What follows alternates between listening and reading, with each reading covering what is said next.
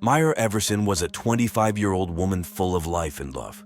She lived in Bentonville, Arkansas, a small town known for being the home of Walmart, America's #1 retailer. Myra was very creative and loved helping people. She worked at a homeless shelter called Helping Hands and was very passionate about her job. Myra often organized events to raise money and collect donations for the shelter. She was well known in the community for her kindness and dedication.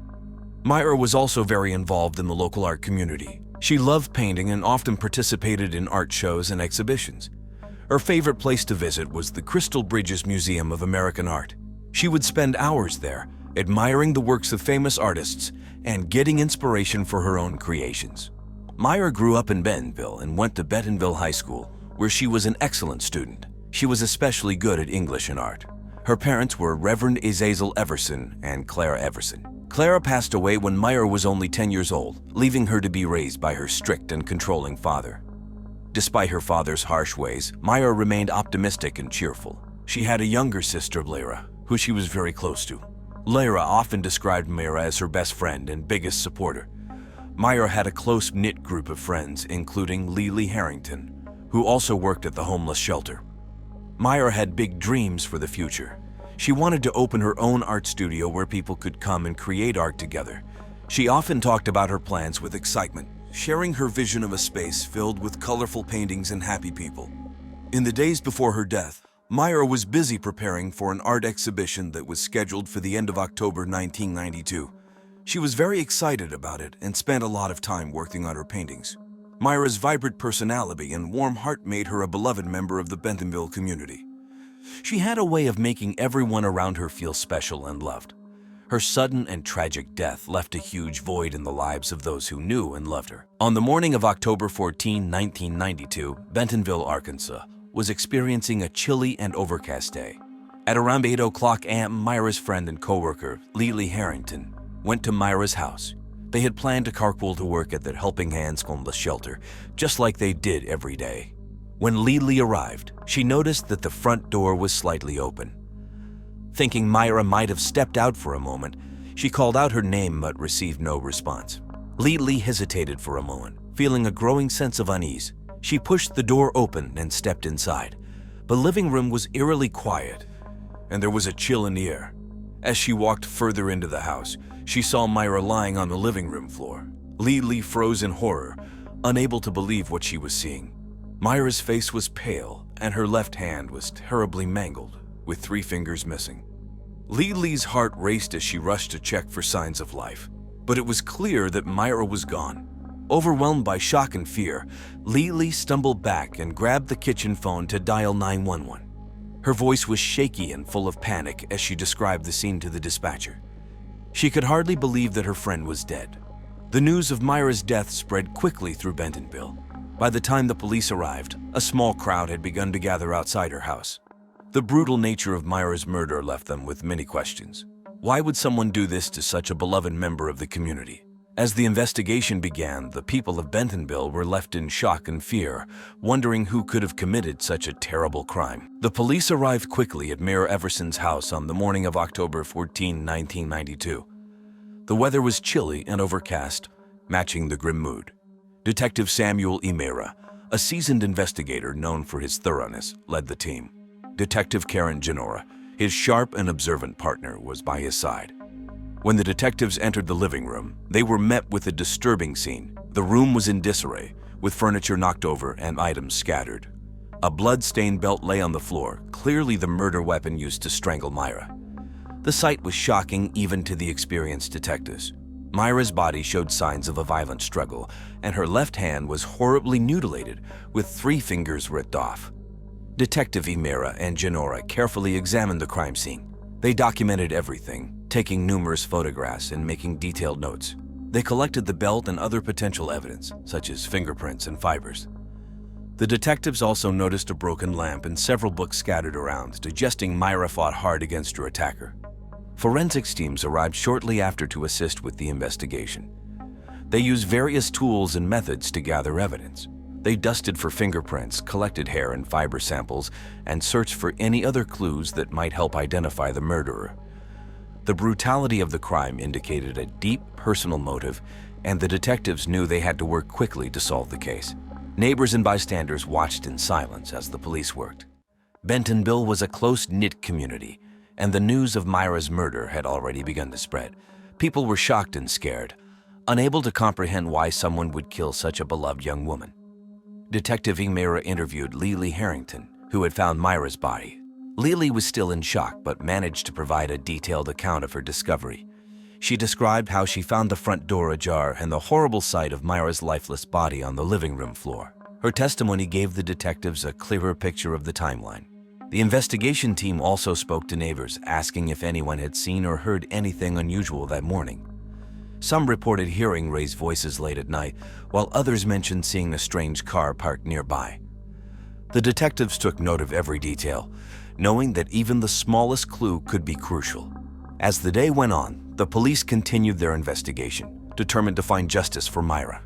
The crime scene was methodically combed for evidence, and the detectives began to piece together the tragic events leading to her death. The investigation into Myra Everson's murder quickly turned to her father, Reverend Azazel Everson. Azazel was a well-known figure in Bentonville, Arkansas, respected for his role as a preacher.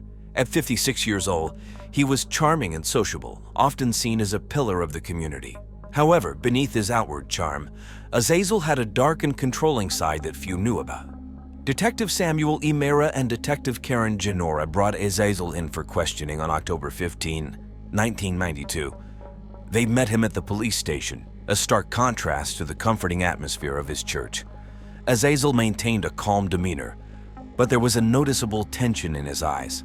During the interrogation, the detectives asked Azazel about his relationship with Myra. He spoke fondly of her, but avoided details about their conflicts.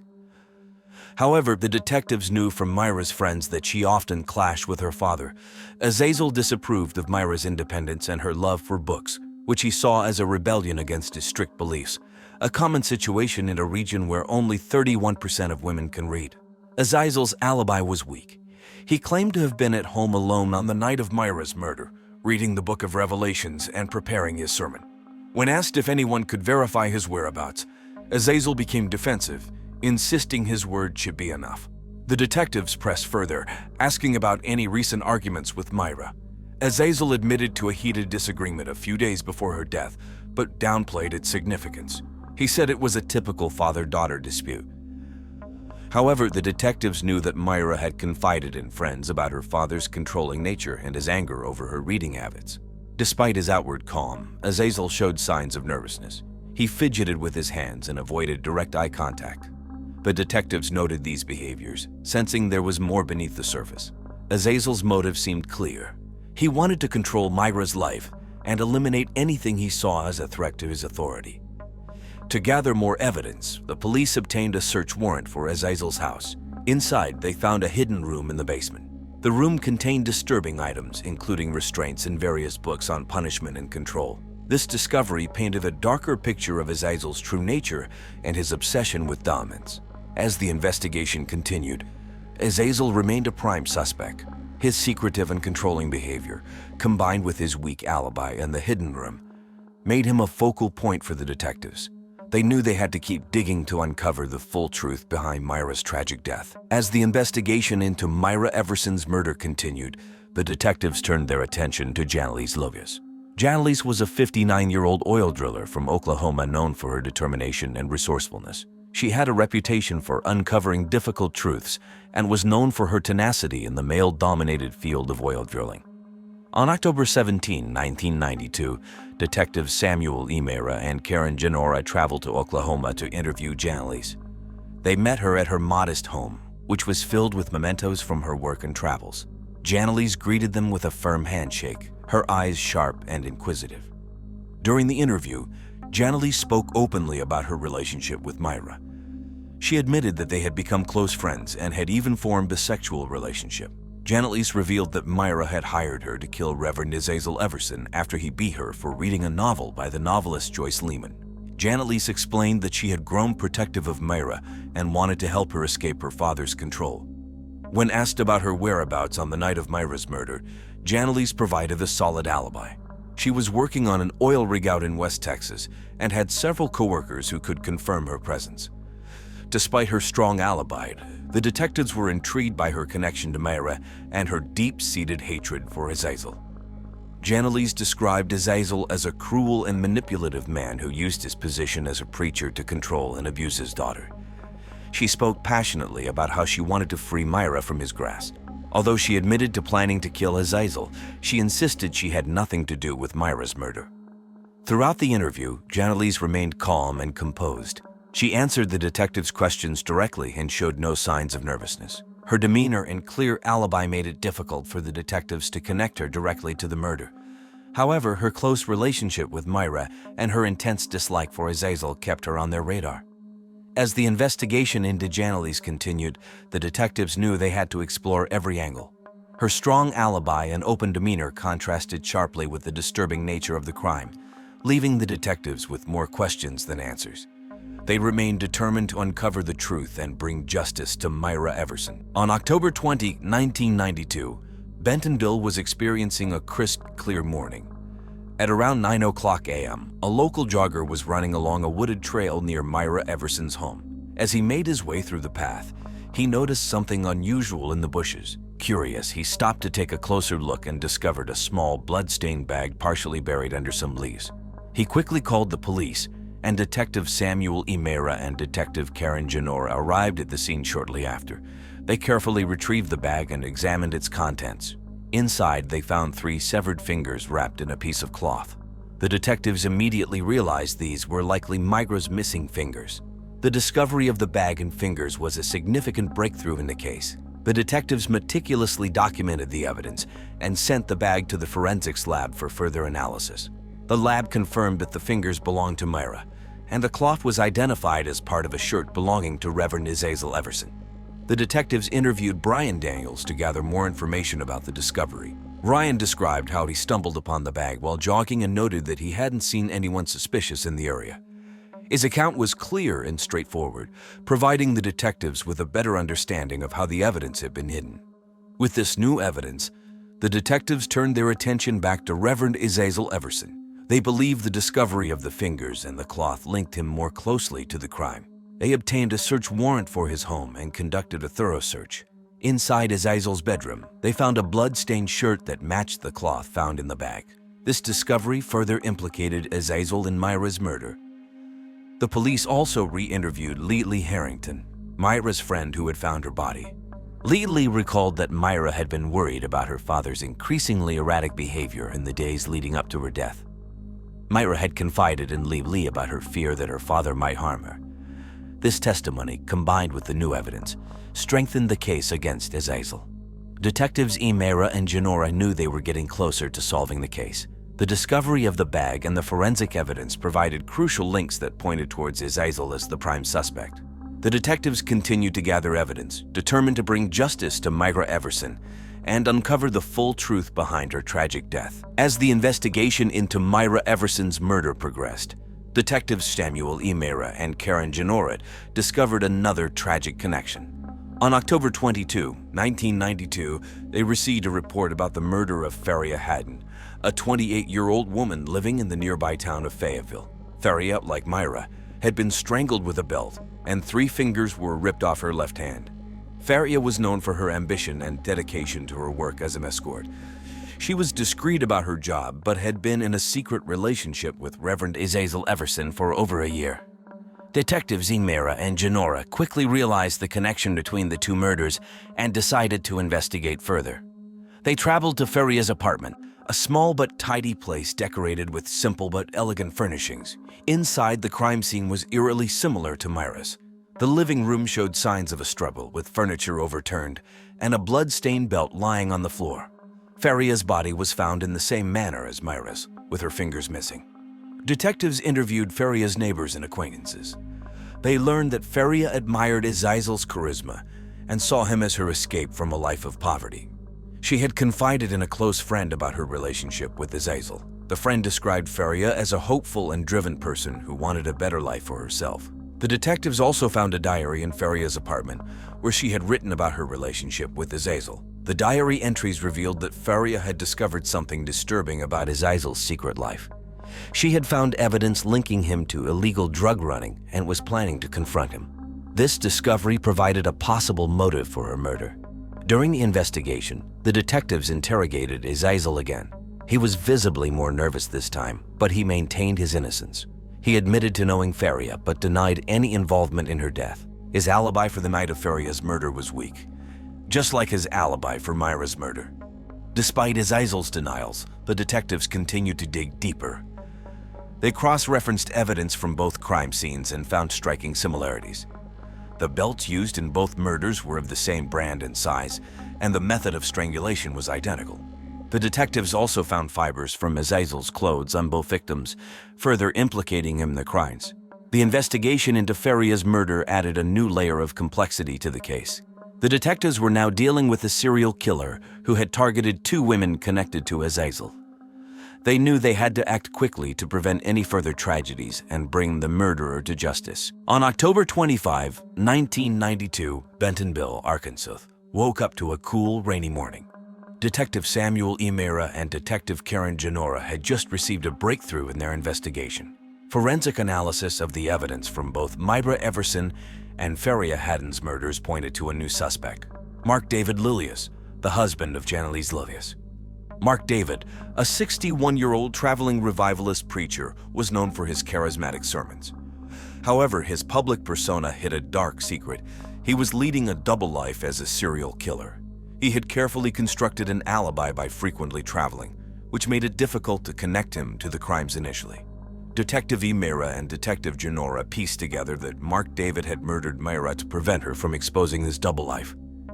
Myra had discovered incriminating evidence against Mark David through his wife, Janet, with whom she had a sexual relationship.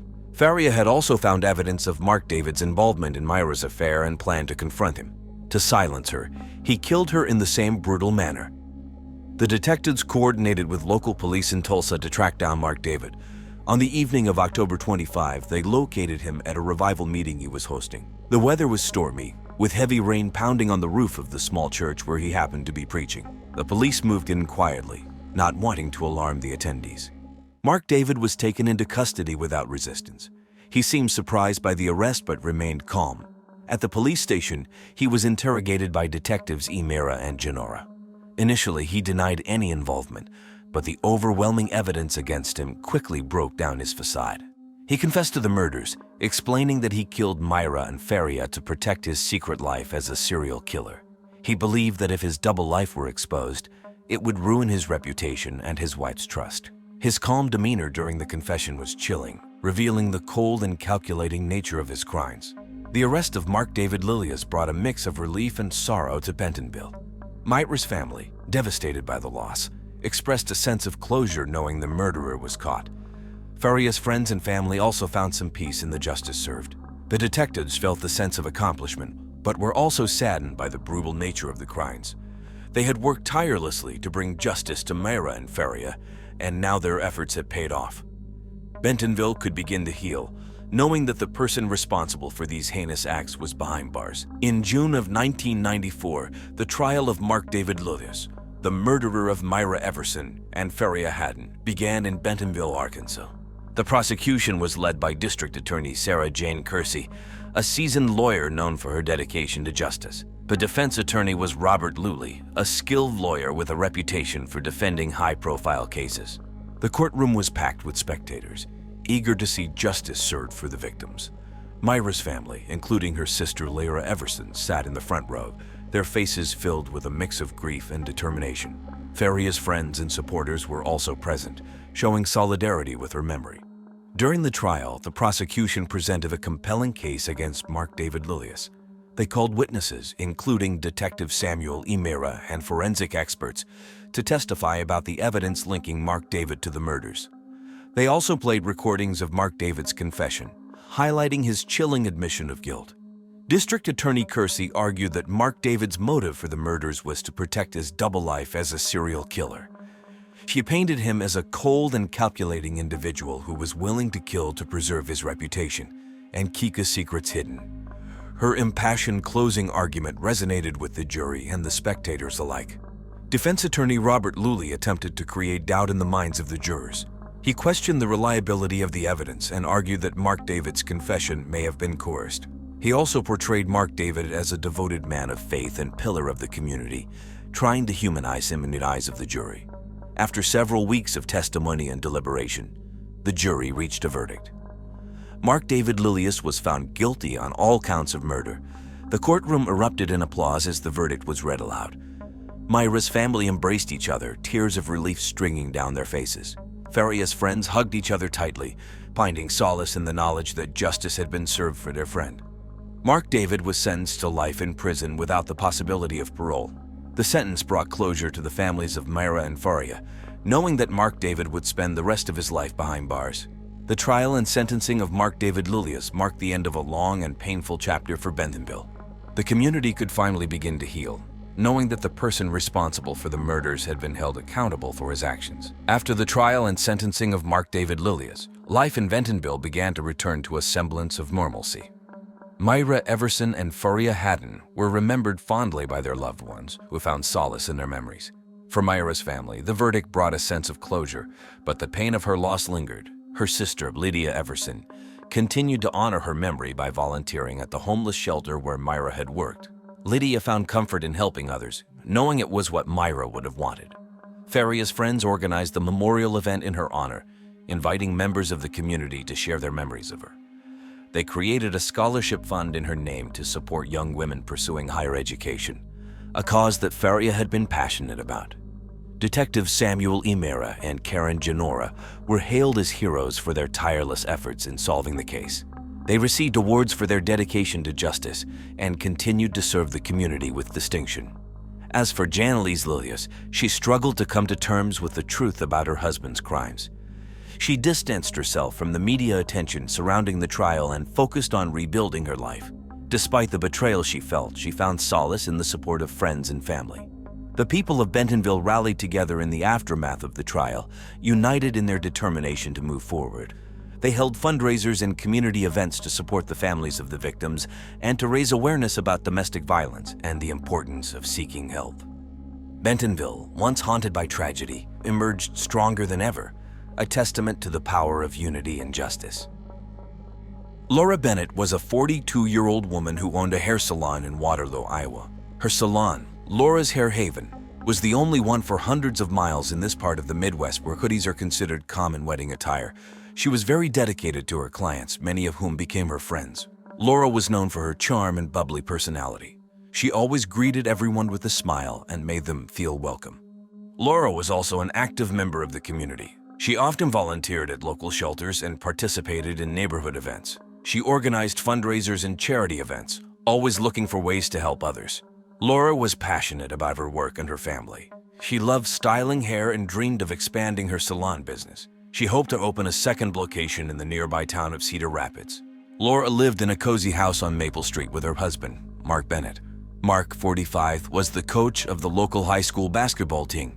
The couple had been married for 20 years and celebrated their anniversary just a week before Laura's death. They had no children but were very close to their nieces and nephews, often hosting family gatherings at their home. Laura's family included her parents, John and Mary Turner, who lived in Cedar Rapids, and her younger sister, Jewel, who worked as a teacher. Laura and Jewel were very close, often spending weekends together shopping or watching movies. Laura's friends described her as caring and always willing to lend a hand. She was the type of person who remembered birthdays and always sent a card. On August 13, 2009, Laura spent the day at her salon, working with clients and catching up with friends. That evening, she went home to have dinner with Mark. They watched TV together, enjoying their favorite show, The Big Bang Theory. Laura was looking forward to a busy week ahead, filled with appointments at the salon and plans for the upcoming fundraiser. Laura's sudden and tragic death left the community in shock. Everyone who knew her felt a deep loss, and many wondered who could have wanted to harm such a kind and caring person. On August 14, 2009, at 8:00 a.m., it was a bright and sunny morning in Waterloo, Iowa. Mark Bennett, Laura's husband, woke up and went downstairs. As he entered the living room, he saw Laura lying on the couch. At first, he thought she was just sleeping, but something didn't seem right. She wasn't moving and looked very pale. Mark's heart raced as he walked closer and tried to wake her up. When she didn't respond, he panicked and grabbed the phone to call 911. His voice was shaky and full of fear as he spoke to the operator. My wife, she won't wake up. I think something's wrong. Please, send help. Sir, can you tell me your address? Please hurry. The operator assured him that help was on the way and instructed him to check if Laura was breathing. Mark followed the instructions, but there was no sign of life. He felt helpless and scared as he waited for the paramedics to arrive. Within minutes, an ambulance pulled up to the Bennett home, followed by a police car. The paramedics rushed in and quickly assessed Laura's condition. Unfortunately, it was too late. Laura was pronounced dead at the scene. The paramedics tried to comfort Mark, who was in shock and couldn't believe what was happening. News of Laura's death spread quickly through the small town. Neighbors gathered outside the Bennett home, whispering and speculating about what could have happened. Laura was well known and loved in the community, and her sudden death left everyone in shock. Laura's body was taken to the medical examiner for an autopsy to determine the cause of death. As the day went on, the reality of the situation began to sink in for Mark and the community. A beloved member of their town was gone, and everyone wanted answers. The Waterloo Police Department arrived quickly at the Bennett home on August 14, 2009. It was a sunny morning, and the usually quiet Maple Street was now filled with the flashing lights of police cars and an ambulance. Detective Sarah Collins Miller and Detective Joe Roberts, both well-respected in the community, led the investigation. Detective Miller was known for her keen attention to detail, while Detective Roberts was praised for his methodical approach. As they entered the house, they were struck by how peaceful everything looked. Laura Bennett was found lying on the couch in the living room. There were no signs of a struggle, and nothing appeared out of place. Laura looked as if she had simply fallen asleep, but the detectives knew something much more sinister had occurred. The detectives began their investigation by speaking with Mark Bennett, Laura's husband. He was visibly distraught and still in shock from finding his wife that morning. Mark explained that Laura had seemed fine the night before, and he couldn't understand what had happened. The detectives took note of his calm yet detached demeanor, making sure to record his every word. Next, the detectives examined the crime scene. The living room was tidy, with Laura's favorite magazines, like People and Better Homes and Gardens, a highbrow magazine by Iowa standards, neatly stacked on the coffee table. A cup of tea sat untouched next to a partially finished crossword puzzle from the local newspaper, the Waterloo Cedar Falls Courier. Detective Miller noticed a faint, unusual odor in the room, which she later identified as coming from Laura's teacup. The police called in a forensic team to collect samples and gather evidence. They carefully bagged the teacup and its contents, hoping to find clues about what had caused Laura's sudden death. Detective Roberts directed the team to check for any fingerprints or traces of foreign substances in the room. They also searched the house for any signs of forced entry, but found none, suggesting that Laura knew her killer. Based on the initial findings, the detectives suspected poisoning but needed confirmation. Further examination revealed the cause of death, poisoning by aconitine, a potent toxin derived from the aconite plant, which induced cardiac arrest. As the investigation progressed, the detectives used various tools to gather more information. They interviewed neighbors and friends, reviewed Laura's recent activities, and checked her phone and email records. Each piece of evidence was carefully logged and analyzed. Detective Miller and Detective Roberts knew they had a challenging case ahead of them. Laura's death was a mystery, but they were determined to uncover the truth and bring justice to the Bennett family and the community of Waterloo. The first suspect the police focused on was Mark Bennett, Laura's 45-year-old husband. Mark, a high school basketball coach, was known for his reserved and meticulous nature. Recently, Mark had been acting distant and stressed, which raised suspicions about his involvement in Laura's death. His calm but detached demeanor during the initial questioning had also been noted by the detectives. Detective Sarah Collins Miller and Detective Joe Roberts brought Mark in for further questioning at the Waterloo Police Department. The interrogation room was small, with gray walls and a single table with chairs. The atmosphere was tense as the detectives began their questions. Mark, we need you to tell us about your relationship with Laura. We had our ups and downs, like any couple, but I loved her. She was everything to me. Recently, did you notice any changes in Laura's behavior or health? No, she seemed fine. Busy with her salon and planning that fundraiser. The detectives then asked about the night before Laura's death. Mark explained that they had dinner together and watched their favorite TV shows, including The Big Bang Theory, American #1 show at the time. He said they went to bed around 10 p.m. and everything seemed normal. But Mark's stress and distant behavior in the weeks leading up to Laura's death couldn't be ignored. Mark, we found out that Laura had a large life insurance policy. Can you explain that? Yes, we got the policy a few years ago. It was just to be safe. We never thought we'd need it. The detectives noted his response but needed more. They pressed him further about his recent stress. Mark admitted that work had been overwhelming, but he denied any involvement in Laura's death. His calm demeanor began to crack as the questioning continued. Despite his emotional response, the detectives knew they had to keep all possibilities open. Mark had a possible motive with the life insurance money, and his recent behavior raised red flags. They decided to follow up with more interviews and background checks on Mark's activities and relationships.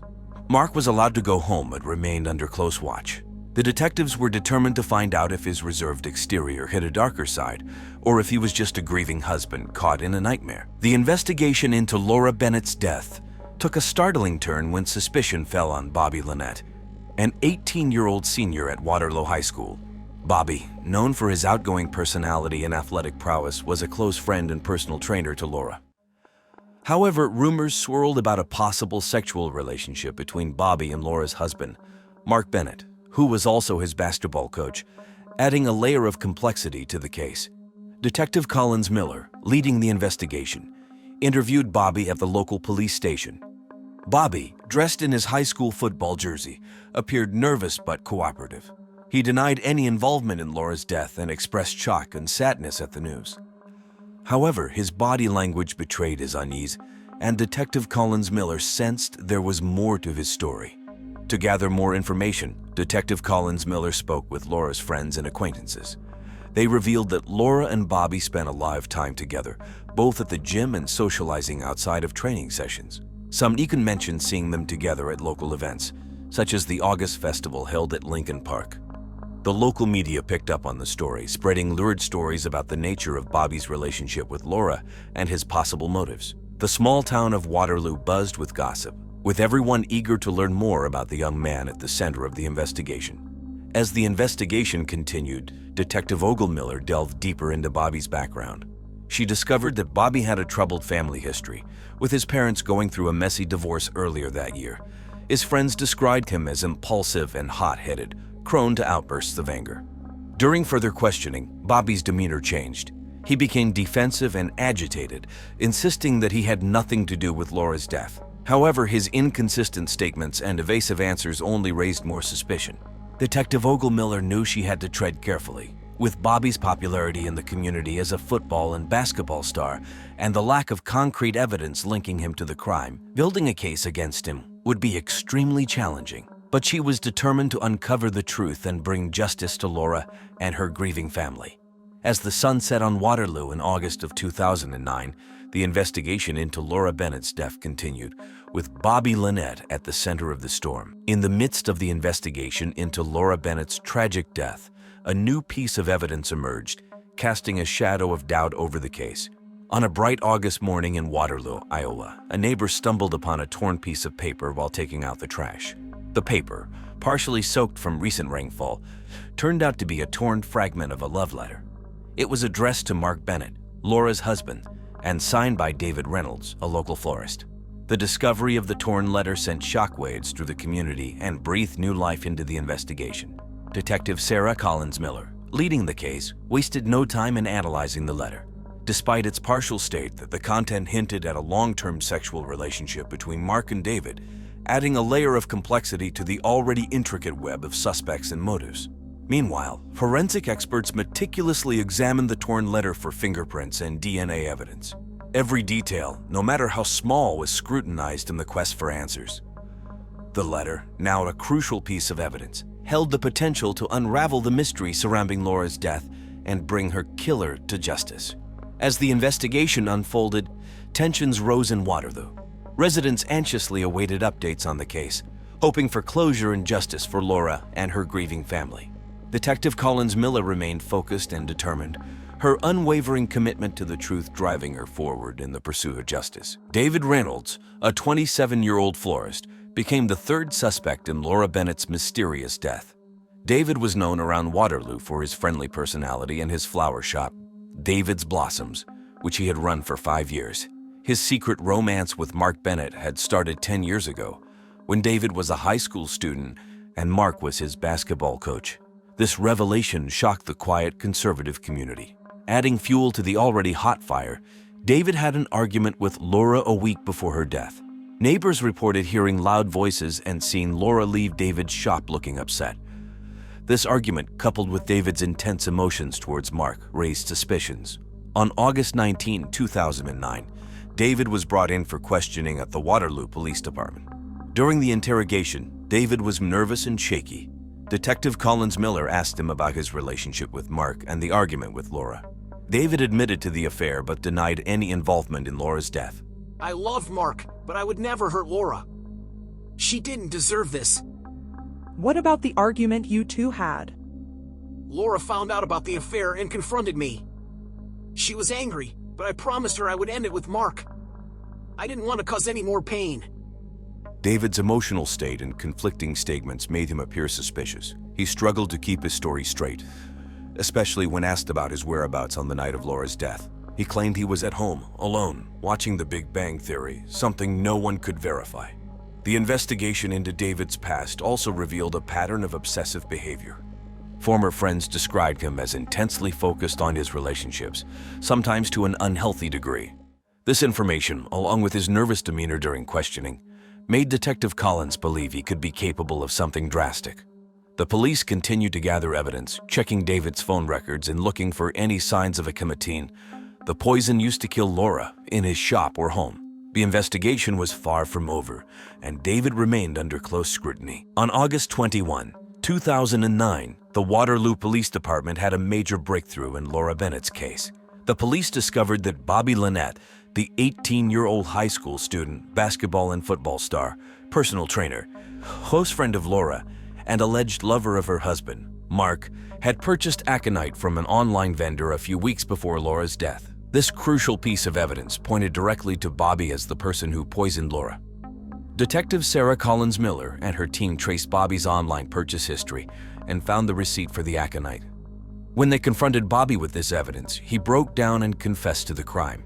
He admitted that he had poisoned Laura, hoping to eliminate her and David Reynolds, Mark's other lover, thus having Mark Bennett all to himself. Bobby's plan included using a rare plant toxin to frame David, a florist, for the murder. On the day of Bobby's arrest, it was a stormy evening. The sky was dark and rain poured heavily as the police surrounded Bobby's home. Bobby was taken into custody without any resistance. Surprisingly, he appeared calm and seemed resigned to his fate. During his confession, Bobby revealed details of his meticulous plan. He explained how he had researched various poisons and decided on aconite because it was hard to detect and would cause cardiac arrest. Bobby said he had slipped the poison into Laura's tea on the morning of her death. He hoped that the evidence would lead the police to suspect David Reynolds due to the heated argument he had with Laura the week before. Mark Bennett, Laura's husband, was deeply involved in the case as well. He told police that he had been using Bobby to divert suspicion from his own affair with David Reynolds. He had known about Bobby's feelings for him and manipulated Bobby's emotions to keep the affair secret. As the truth came out, the small town of Waterloo was shocked. Laura's family and friends were devastated by the betrayal and the loss of such a beloved member of their community. However, they were also relieved that justice had been served and that Laura's murderer had been caught. This tragic case of love, betrayal, and murder left a lasting impact on Waterloo. Laura Bennett's memory was honored by the community she had loved and served. Her salon, a symbol of her dedication and hard work, continued to operate under new management, ensuring her legacy lived on. The trial of Bobby Lynette began in December 2009. The case drew significant attention from the local community, with local stations covering the proceedings. The courtroom was packed with Laura Bennett's family, friends, and curious residents of Waterloo. Assistant District Attorney Jane Julie Carter, a 38-year-old known for her fierce dedication, led the prosecution. She presented the case that Bobby's actions were premeditated and driven by his obsessive love for Mark Bennett. Carter showed the jury the evidence of Bobby's purchase of aconite from an online vendor, his confession, and his detailed plan to poison Laura. On the other side, the defense attorney, Michael Reedley, a 55-year-old seasoned lawyer known for his calm demeanor, argued that Bobby was manipulated by Mark Bennett. Reedley claimed that Bobby acted out of misguided affection and was used as a pawn in Mark's plan to cover up his affair with David Reynolds. Reedley portrayed Bobby as a young man caught in a tragic situation, unable to see through Mark's manipulation. Throughout the trial, Laura's family watched with heavy hearts. They heard the details of the love triangle and the tragic events leading to Laura's death.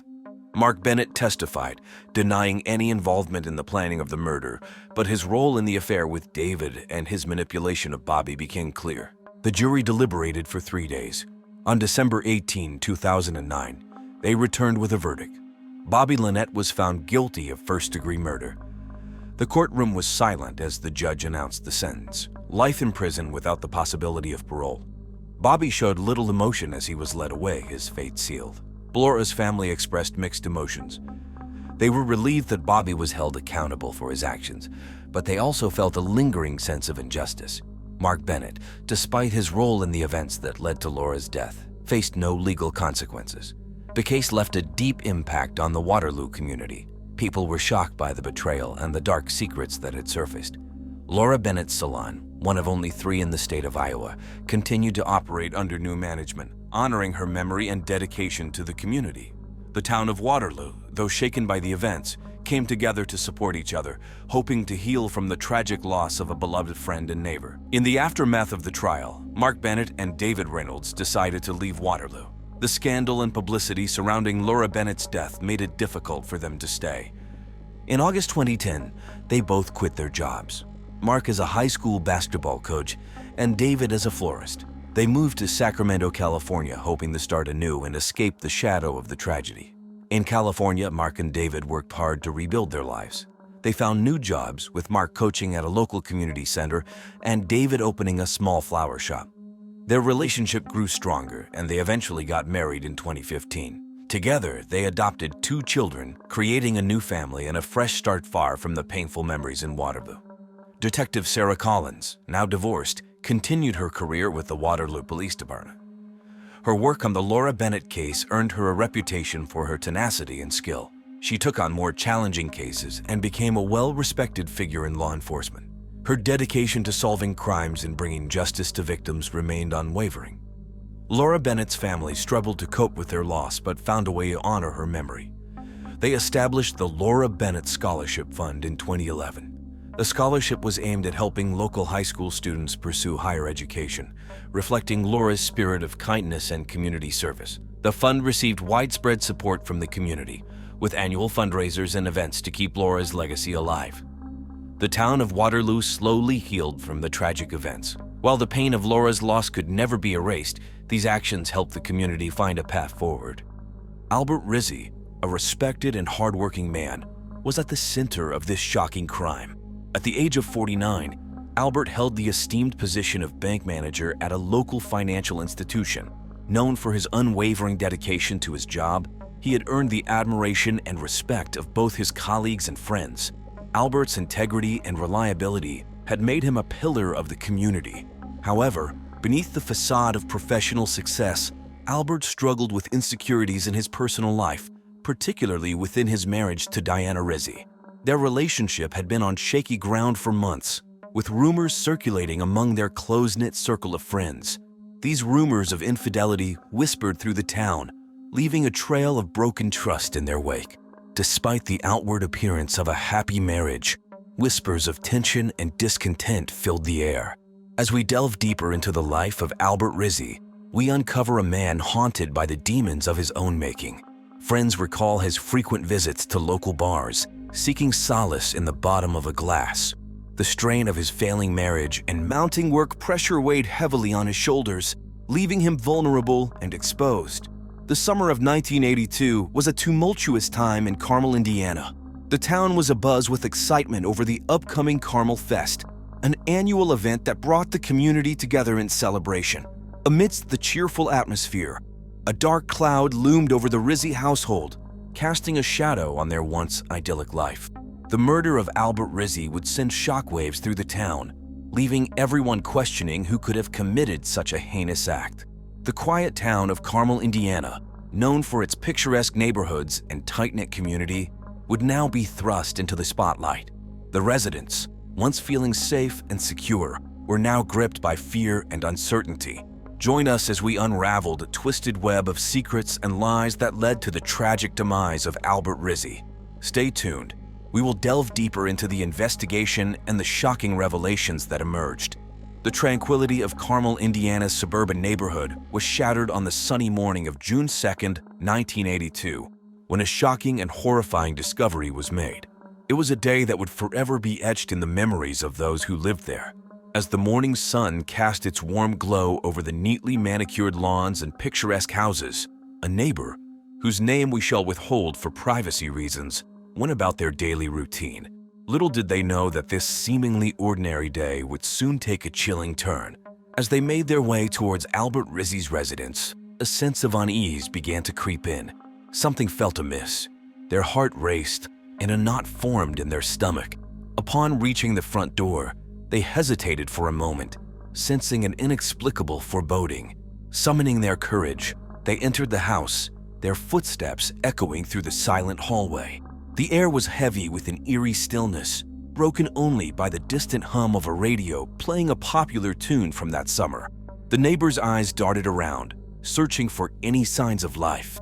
And then they saw it. In the dimly lit bedroom, bathed in the soft morning light filtering through the curtains, lay Albert Rizzy's lifeless body. The scene that unfolded before their eyes was straight out of a nightmare. The neighbors' heart pounded in their chest, their breath caught in their throat. Fear and panic washed over them like a tidal wave. They stumbled back, their minds struggling to comprehend the gruesome sight that lay before them. With trembling hands, they reached for their landline and dialed 911, their voice quivering as they informed the authorities of the horrifying discovery. Within minutes, the tranquil neighborhood was transformed into a hive of activity. Police cars, their sirens blaring, descended upon the scene. Yellow crime scene tape crisscrossed the area, marking it as a place of tragedy. Neighbors gathered in hushed clusters, their faces etched with shock and disbelief. The authorities swiftly responded to the distressing call from the quiet suburban neighborhood in Carmel, Indiana, on that sunny morning of June 2, 1982. Led by seasoned investigators, Detective Intrit and Officer Namazov, the police meticulously examined the crime scene where Albert Rizzy, a respected bank manager, had met his untimely demise. Upon entering the bedroom, the investigators were confronted with a haunting sight. The once pristine walls were now marred with splatters of blood, a chilling testament to the violence that had unfolded. The room itself seemed frozen in time, its atmosphere heavy with the weight of tragedy. Detective Intrit carefully surveyed the area, his experienced eyes honing in on every detail. He noted the position of the body, sprawled lifelessly on the floor, and the discarded gun nearby. The weapon, a .38 caliber revolver, had a distinct serial number etched onto its barrel. The detective made a mental note to cross-reference it with the local firearms database. Officer Namazov, armed with a camera, began meticulously documenting the scene. He captured close-up shots of the bloodstains on the walls, carefully noting their locations and patterns. Every angle was captured, ensuring that no crucial piece of evidence would be overlooked. The investigators knew the importance of thorough documentation in building a strong case. As the investigation progressed, the team discovered a few items of interest. A broken glass frame lay shattered on the floor, its remnants scattered around the room. Detective Intrit carefully collected the broken pieces, hoping to find fingerprints or other trace evidence. Nearby, a torn photograph caught Officer Namazov's attention. It depicted Albert and his wife Diana, smiling together at a local park. The torn edges suggested a possible struggle or argument. The investigators meticulously bagged and labeled each piece of evidence, ensuring a proper chain of custody. They knew that attention to detail was crucial, especially in a case that would undoubtedly attract media attention. The local newspapers, such as the Carmel Gazette, eagerly awaited updates on the investigation, and the police were determined to provide them with accurate information. The investigation had only just begun, and everyone knew that the road ahead would be filled with twists and turns. The investigation into the tragic murder of Albert Rizzy initially led to his wife, Diana Rizzy, as the prime suspect. Diana, a 43-year-old woman of elegance and sophistication, had long been dissatisfied with her marriage to Albert. Behind closed doors, she sought solace and excitement in the arms of her lover, Jason Mulholland. As police delved deeper into Diana's life, they discovered a web of deceit and betrayal. Her affair with Jason had been ongoing for months, unbeknownst to Albert. The clandestine meetings between Diana and Jason took place in various locations around Carmel, Indiana, adding an air of secrecy to their illicit relationship. During the course of the investigation, police uncovered a series of sexually explicit love letters exchanged between Diana and Jason. These letters, filled with graphic details of sex acts and promises of a future together, shed light on the depth of their affair. They also found evidence of expensive gifts exchanged between the two lovers, including a gold necklace from Tiffany & Company, a popular jewelry store in June of 1982. When confronted with the evidence, Diana initially denied any involvement in her husband's murder. However, under the relentless questioning of the police, she eventually broke down and confessed to her role in the affair. She admitted to hating Albert, driven by her desire to be free from the constraints of her marriage, but not to the murder. Diana's confession of hatred and forbidden love sent shockwaves through the community, as the once respected wife and mother was revealed to be a cold-blooded adulteress. The media frenzy surrounding the case intensified, with headlines in local newspapers such as "Love Gone Wrong," "The Carmel Murder Scandal," and "Betrayal and Bloodshed." The dark side of suburbia. Our second suspect in the murder of Albert Rizzy was Jason Mulholland, a 21-year-old student at Ball State University. Jason, a charismatic young man with a penchant for adventure, found himself entangled in a web of love, deceit, and greed. Born and raised in the confining and very Midwestern surroundings of Muncie, Indiana, Jason was no stranger to the allure of the big city. He yearned for a life beyond the confines of his small-town upbringing, dreaming of fast cars, designer clothes, and the glamorous lifestyle he believed he deserved. It was this desire for wealth and luxury that drew him to Diana Rizzy, Albert's wife. Diana, a sophisticated and elegant woman, seemed to embody everything Jason desired. Her refined taste and impeccable style captivated him, and he saw in her an opportunity to escape the ordinary. Their clandestine affair provided a thrilling escape from the monotony of Jason's college life, a taste of the high society he craved. But as the investigation unfolded, the police began to uncover a darker side to Jason's involvement. Financial gain appeared to be a motivating factor in the murder of Albert Rizzy. The authorities discovered a series of incriminating messages exchanged between Jason and Diana, discussing their plans to inherit Albert's substantial fortune. As the police subjected Jason to intense interrogation, his facade of innocence began to crumble. During the interrogation, Jason's demeanor shifted from confident to nervous. Beads of sweat formed on his forehead as he struggled to maintain his composure. His voice trembled as he attempted to explain his involvement, each word laced with desperation. "I never intended for things to go this far," Jason confessed, his voice barely above a whisper.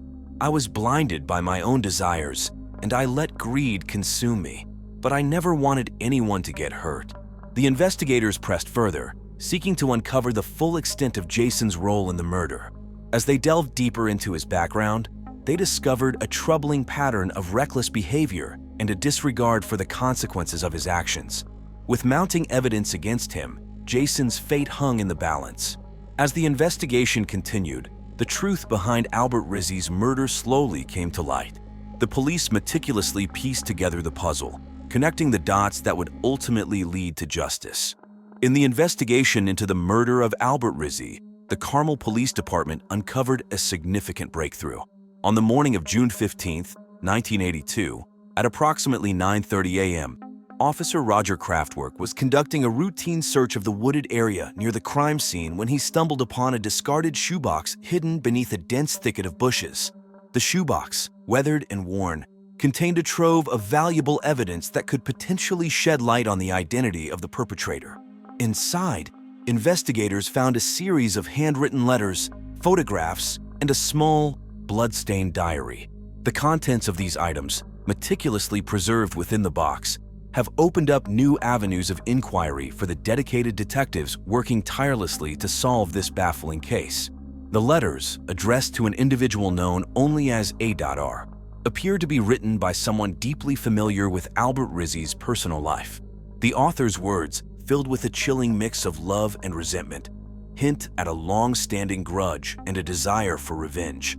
The photographs, capturing candid moments from Albert's life, provide a haunting glimpse into the past. Among them, a picture of Albert and his wife Diana, smiling together on their wedding day, now takes on a more sinister meaning. The blood-stained diary, belonging to Albert himself, contained cryptic entries that speak of a growing paranoia and fear. The final entry, dated just days before his untimely demise, mentions an encounter with an unknown individual who threatened to expose a dark secret from Albert's past. Could this revelation be connected to his murder? The third suspect in the murder of Albert Rizzy was Carolina Coco Keeling, a 65-year-old neighbor residing in the quiet suburban neighborhood of Carmel, Indiana. Coco, known for her friendly demeanor and nosy nature, prided herself on being well-informed about the happenings in the community.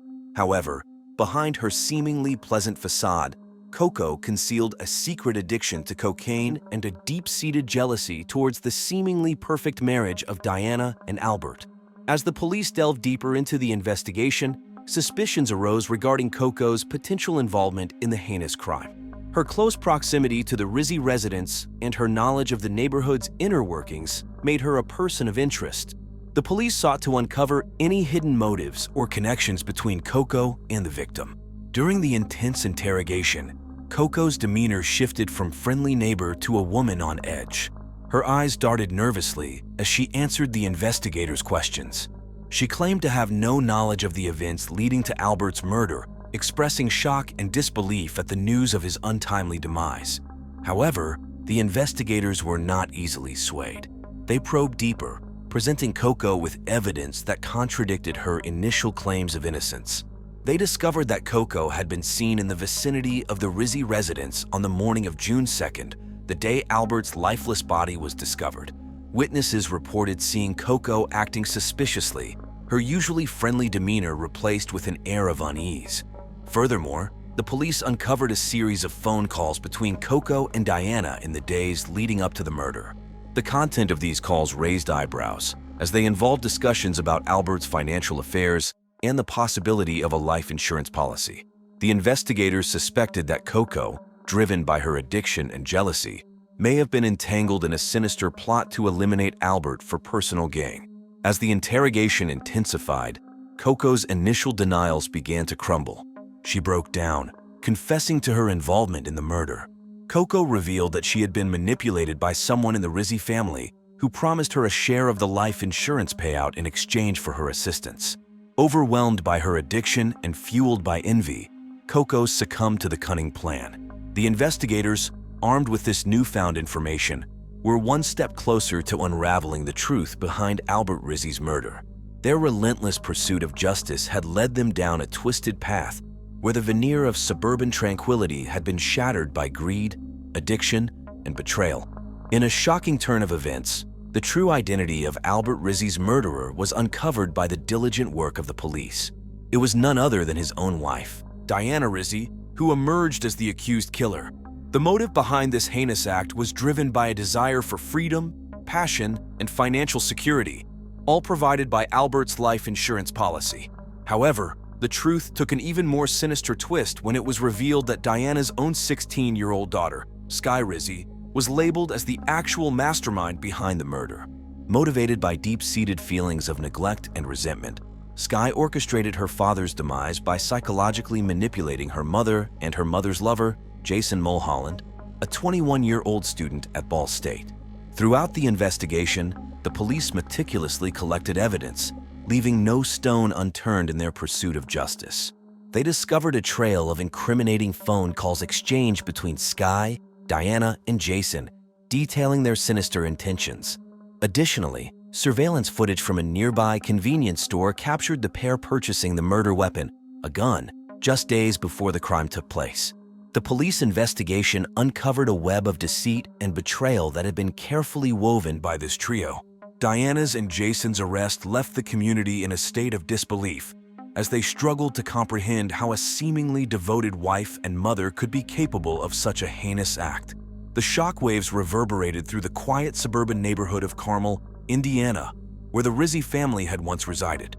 In the aftermath of this shocking revelation, the community of Carmel, Indiana, was left to heal and rebuild.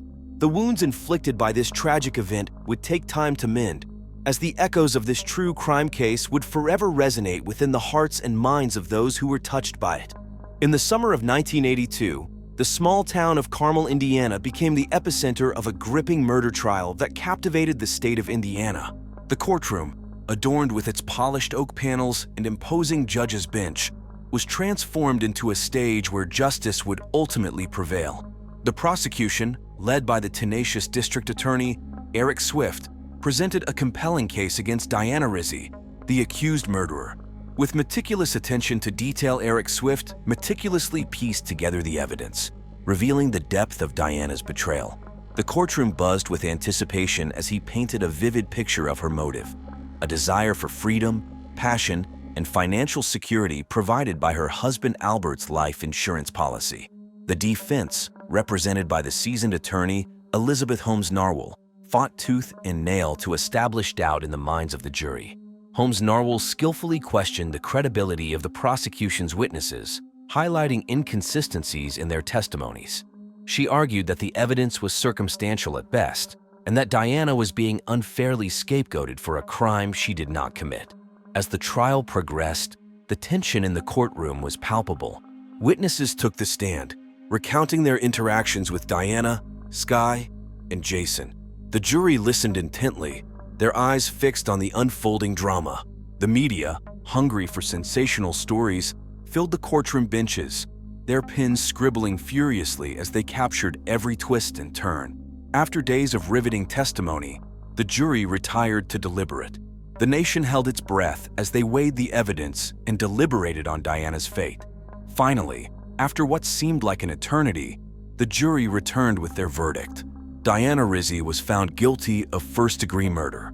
The courtroom erupted in gasps and whispers as the reality of the verdict sank in. Diana's face remained stoic, betraying no emotion. The judge, his voice filled with authority, pronounced the sentence: life imprisonment without the possibility of parole.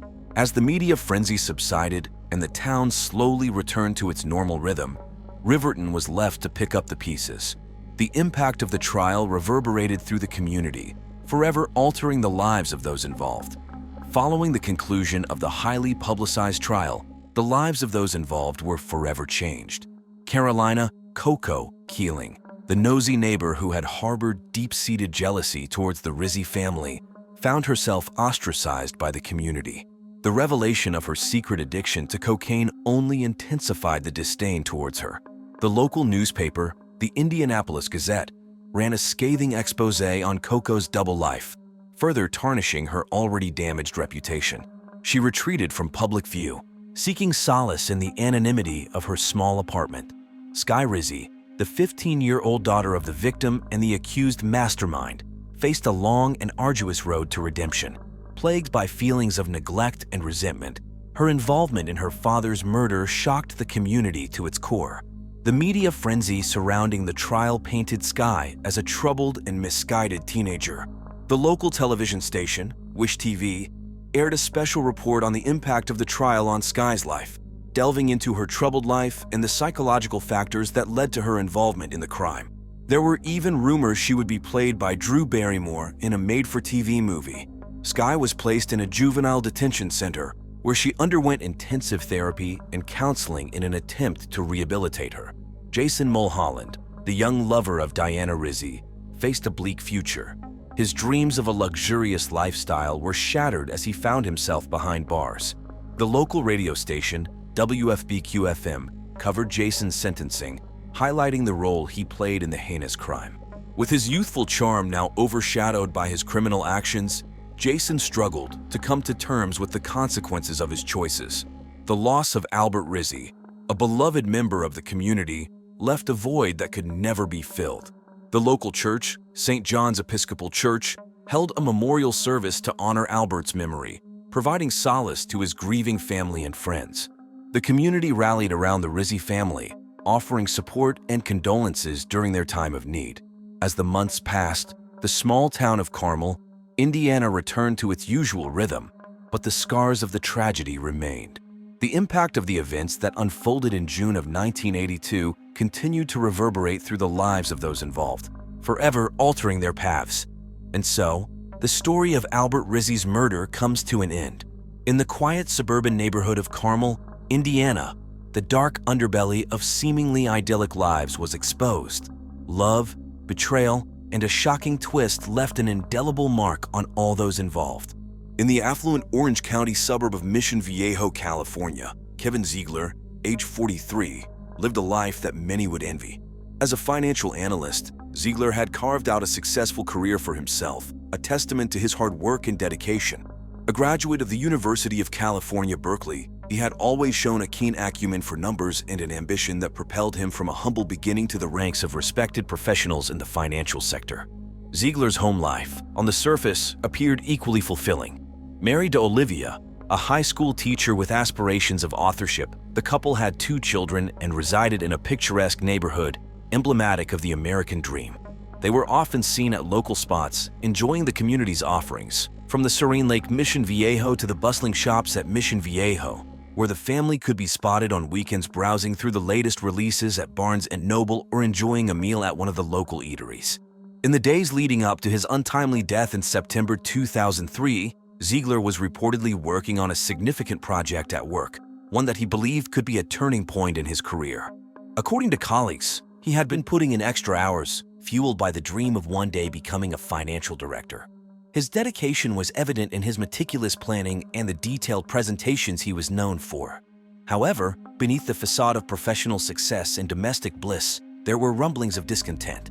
Friends and family hinted at tensions within the marriage, though few could have predicted the tragic outcome.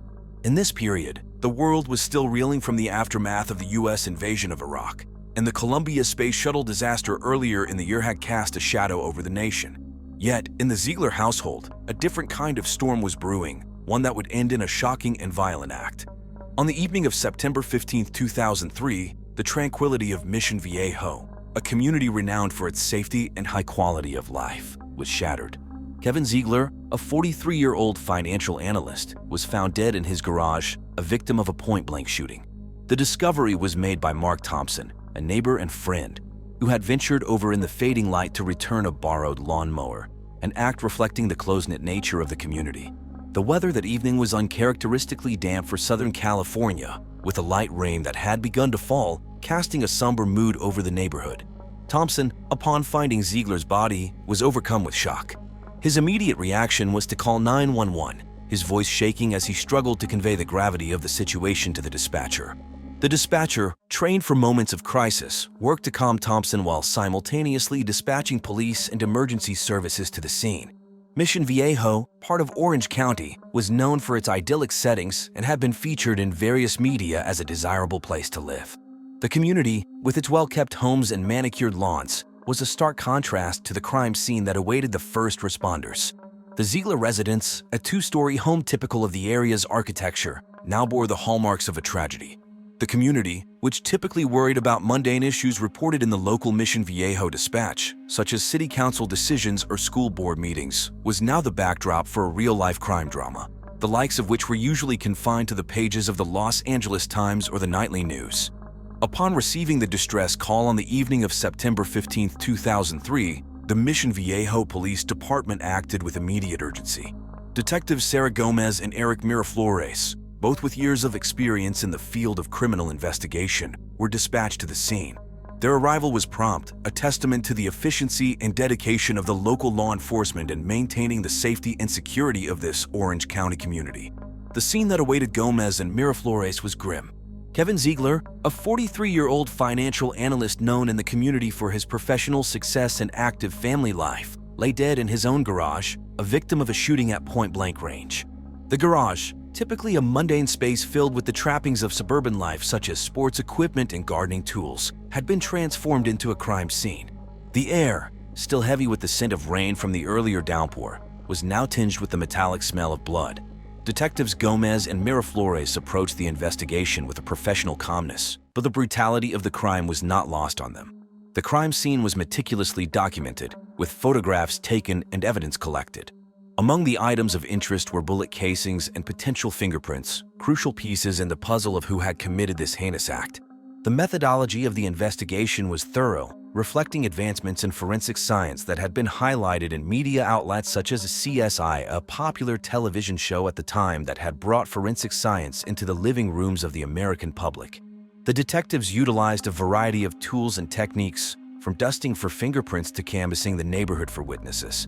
Their goal was clear: to piece together the events leading to Kevin Ziegler's death and to bring the perpetrator to justice. In the days that followed, the community of Mission Viejo, typically concerned with the comings and goings reported in the local Mission Viejo Dispatch or the broader issues covered by the Los Angeles Times, found itself at the center of a real-life investigation. The tranquility of the suburb had been disrupted, leaving residents to grapple with the reality of the crime among them. The investigation into Kevin Ziegler's murder swiftly turned its focus towards those closest to him, with Olivia Ziegler, his 41-year-old wife, emerging as suspect number one. Olivia, a high school teacher with aspirations beyond her classroom walls, had often spoken of her dream to pen a romance novel. Her life in the picturesque Orange County suburb of Mission Viejo, while seemingly idyllic, was under scrutiny as detectives delved into the intricacies of her marriage to Kevin. Olivia's interrogation was conducted with precision, reflecting the seasoned expertise of detectives Sarah Gomez and Eric Miraflores. The questioning took place against the backdrop of a community still reeling from the shock of the crime, a sentiment echoed in the somber tones of local media coverage. The Mission Viejo Dispatch, along with regional news outlets, had begun to piece together the narrative of a troubled marriage, hinting at financial strains and personal grievances that may have motivated the crime. During the interrogation, Olivia's demeanor fluctuated between composed and visibly distressed. She vehemently denied any involvement in her husband's death, her voice firm yet tinged with emotion as she recounted the details of their life together. Her aspirations, once centered around literary success, were now overshadowed by the grim reality of her situation. The detectives probed Olivia's account, searching for inconsistencies or signs of deceit. The questioning, methodical in its approach, was reminiscent of the high-stakes interviews portrayed in popular crime dramas of the time, such as NBC's A Law and Order. The police sought to understand not just the facts, but the emotional undercurrents of Olivia's relationship with Kevin, believing that the motive for murder often lay hidden in the complexities of personal connections. As the interrogation unfolded, the community of Mission Viejo watched with bated breath, the case becoming a focal point of discussion. Neighbors and friends, once casual observers of the Ziegler's life, now found themselves questioning what they thought they knew about the family next door. As the investigation into Kevin Ziegler's murder deepened, attention shifted to Lana Henry, a 31-year-old real estate agent entangled in a secret sexual relationship with the victim. Lana, characterized by her ambition and independence, harbored dreams of establishing her own real estate empire in the competitive market of Southern California. Her involvement with Kevin, however, cast a shadow over her professional aspirations, drawing her into a narrative far removed from the glossy listings and upscale open houses that defined her career. The interrogation of Lana Henry was conducted with a keen awareness of the delicate balance between personal and professional lives in affluent communities like Mission Viejo. Detectives Gomez and Miraflores, leveraging their experience, navigated the questioning with a focus on uncovering motives rooted in jealousy or fear of loss. The backdrop of this interrogation was a society still grappling with scandals that dominated headlines in 2003, from corporate fraud to celebrity trials, reflecting a fascination with success and moral fallibility. Throughout the interrogation, Lana maintained a composed demeanor, her responses measured and deliberate. She articulated her shock and grief over Kevin's death, emphasizing her innocence and distancing herself from any motive for murder. Her calmness under scrutiny mirrored the poise expected of a successful real estate agent, accustomed to negotiating under pressure and managing perceptions. The police, in their questioning, sought to piece together Lana's whereabouts and interactions with Kevin in the days leading up to the murder, scrutinizing every detail for inconsistencies.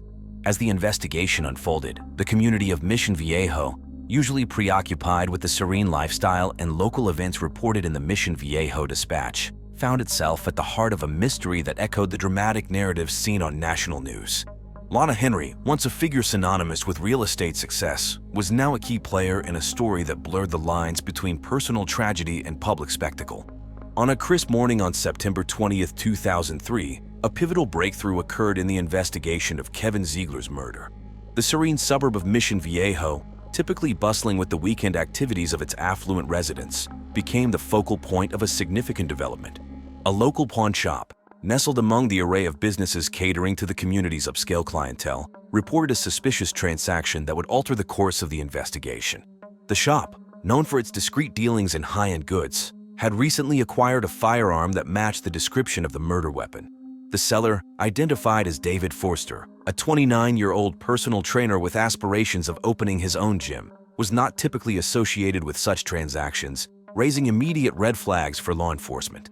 Detectives Sarah Gomez and Eric Miraflores responded with the urgency that had characterized their approach to the case.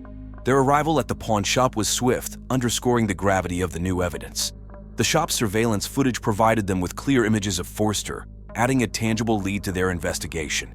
This development, reminiscent of the plot twists often found in the crime dramas that dominated television in 2003, added a layer of complexity to the case.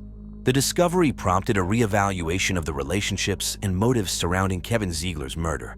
Forster, previously on the periphery of the investigation, was now a central figure. His connection to Olivia Ziggler, revealed through further probing, suggested a web of personal entanglements that could provide a motive for the crime. As the news of the breakthrough spread, the community of Mission Viejo, usually insulated from the kind of violence that grabs national headlines, found itself at the center of a narrative filled with intrigue and betrayal. The local media, including the Mission Viejo Dispatch, closely followed the developments, capturing the attention of residents who were unaccustomed to such disruptions in their peaceful enclave.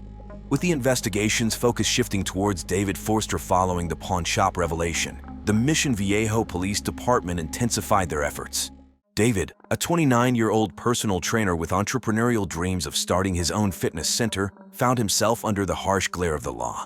His illicit sexual relationship with Olivia Ziegler, once a private affair, became a critical element of the case, suggesting a complex motive rooted in personal connections and emotional entanglements.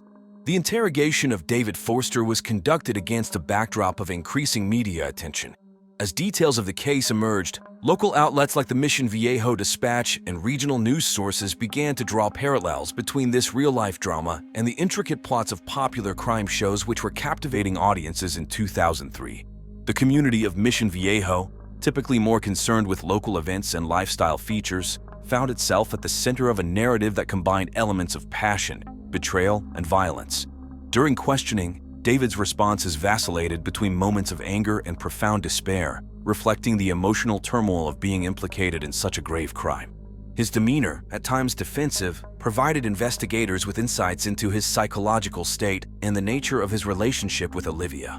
The interrogation process, meticulous in its execution, sought to unravel the sequence of events leading up to Kevin Ziegler's murder, with David's potential motive scrutinized under the lens of forensic evidence and behavioral analysis. As the case unfolded, the tranquil suburb of Mission Viejo became the backdrop for a story that resonated with themes of love, jealousy, and revenge, capturing the attention of a community unaccustomed to such disruptions. The investigation into David Forster's involvement, propelled by the discovery of new evidence, marked a turning point in the case, drawing connections between personal vendettas and the act of murder. As the investigation into Kevin Ziegler's murder progressed, the pieces of the puzzle began to coalesce, centering on David Forster as the perpetrator. A 29-year-old personal trainer with aspirations of opening his own gym, Forster's involvement in the crime was initially obscured by his peripheral presence in the victim's life. However, his relationship with Olivia Ziegler, the victim's wife, emerged as a critical axis around which the motive for the murder revolved. The revelation that Olivia had manipulated Forster with fabricated tales of abuse at the hands of her husband added a layer of complexity to the case. She painted a grim picture of her life with Kevin, alleging torture with knives and fire, thereby inciting Forster to commit the ultimate act of violence. This manipulation, rooted in deceit, highlighted the dark underbelly of personal relationships and the lengths to which individuals might go to extricate themselves from undesirable situations. Forster, driven by a misplaced sense of heroism and protective fervor, carried out the murder, shooting Kevin Ziegler point-blank upon his return home. This act of violence, executed with chilling precision, was the culmination of a series of manipulations and lies that blurred the lines between victim and perpetrator. The community of Mission Viejo, nestled in the heart of Orange County and typically insulated from the violent upheavals that grip other parts of the country, found itself grappling with the reality of a murder rooted in domestic discord. The case, with its twists and turns, bore resemblance to a soap opera or telenovela. However, for the residents of Mission Viejo, the murder of Kevin Ziegler was a stark reminder of the fragility of the veneer of suburban tranquility. As the investigation drew to a close, the motives and actions of David Forster and Olivia Ziegler were laid bare, revealing a tangled web of emotions and deceit that led to a tragic end. On the morning of September 25, 2003, the quiet streets of Mission Viejo were disrupted by the sound of police sirens as law enforcement moved to arrest David Forster, the man now identified as Kevin Ziegler's murderer. The arrest, conducted with the precision and seriousness characteristic of the Mission Viejo Police Department, marked a pivotal moment in a case that had gripped the community. David Forster, a 29-year-old personal trainer whose aspirations of opening his own gym had been overshadowed by his involvement in a deadly love triangle, was taken into custody without incident. His reaction to the arrest was one of surprise and resignation, as if the weight of his actions had finally settled upon him. Alongside Forster, Olivia Ziegler, the mastermind behind the tragic plot, was also arrested, her role as the instigator of her husband's murder now fully exposed. The reaction of Kevin Ziegler's family to the arrest was a complex mix of relief and profound grief. While justice was being served, it did little to fill the void left by Kevin's untimely death. The community, too, was left to grapple with the unsettling reality that such a heinous act could occur in their seemingly peaceful suburb. Local media outlets, including the Mission Viejo Dispatch, covered the arrest extensively, reflecting the shock and sadness felt by many. As the case moved towards trial, the actions and motivations of David Forster and Olivia Ziegler were scrutinized, offering a cautionary tale about the destructive power of deceit and manipulation. The arrest of the perpetrators brought a sense of closure to some, but for others, it was a stark reminder of the fragility of life and the complexity of human relationships. The trial of David Forster and Olivia Ziegler for the murder of Kevin Ziegler unfolded in a courtroom filled with tension, anticipation, and the heavy weight of grief. As the proceedings began, the prosecutor, Angie Hashimoto, a seasoned attorney known for her meticulous preparation and unwavering commitment to justice, presented a compelling case against the defendants. Hart's argument painted a vivid picture of a premeditated murder, orchestrated by Olivia and executed by David, rooted in deception and betrayal. On the defense side, Michael Choi, a defense attorney with a reputation for his persuasive courtroom demeanor and strategic acumen, argued on behalf of Forster and Olivia.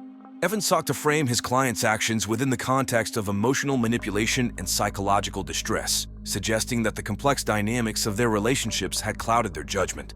The trial, closely followed by local media, echoed the public's fascination with true crime stories and real-life cases covered in the news. The community of Mission Viejo, still reeling from the shock of the murder in their midst, watched as the legal drama unfolded, bearing witness to the unraveling of a tragedy that had struck at the heart of their suburban tranquility. In the end, the jury delivered a guilty verdict for both David Forster and Olivia Ziegler, sentencing them to life in prison without the possibility of parole. The verdict was met with mixed emotions, relief that justice had been served, but sorrow for the lives irrevocably changed by the crime. Kevin Ziegler's family, while grateful for the legal resolution, mourned the loss of a husband, father, and son, whose absence left a void no verdict could fill. The trial's conclusion marked the end of a chapter for the community of Mission Viejo, but the story of Kevin Ziegler's murder remained a somber reminder of the darkness that can lurk behind the facade of a perfect life. In the aftermath of the trial that captivated the community of Mission Viejo, the lives of those involved in the case of Kevin Ziegler's murder began to slowly adjust to a new normal. The conviction and sentencing of David Forster and Olivia Ziegler to life without parole brought a sense of closure to a saga that had unfolded with the intensity of the crime dramas that were popular in the early 2000s, such as CSI and A Law and Order. Yet, the reality of the situation left a lasting impact on the community, a stark reminder of the fragility of trust and the depths of human complexity. Detectives Sarah Gomez and Eric Miraflores, who had been at the forefront of the investigation, continued their work with the Mission Viejo Police Department, their experience with the case adding a somber layer of wisdom to their approach to law enforcement. The case had not only tested their investigative skills, but also offered a poignant lesson in the unpredictable nature of human emotions and motivations. For the family of Kevin Ziegler, life moved forward amidst the shadow of loss. The void left by Kevin's untimely death remained, a painful reminder of the vibrant life that had been so abruptly taken. Yet, in their grief, they found strength in each other and in the support of a community that had rallied around them during their time of need. The community of Mission Viejo, known for its serene lifestyle and picturesque surroundings, had been shaken by the events that transpired.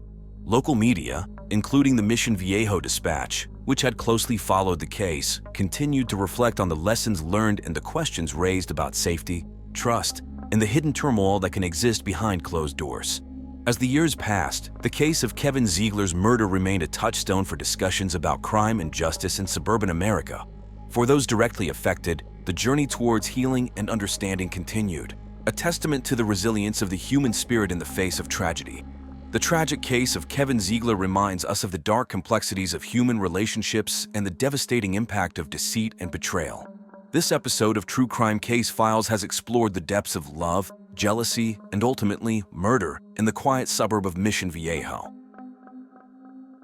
Our story begins with Tanya Deeno, a 27-year-old manager of a chain of local convenience stores, was known for her unpredictable behavior. Despite her occasional burst of tears and psychotically furious outbursts, Tanya possessed a dreamy demeanor that captivated those around her. Her family and friends described her as a woman with grand aspirations, yearning for a life filled with love and success.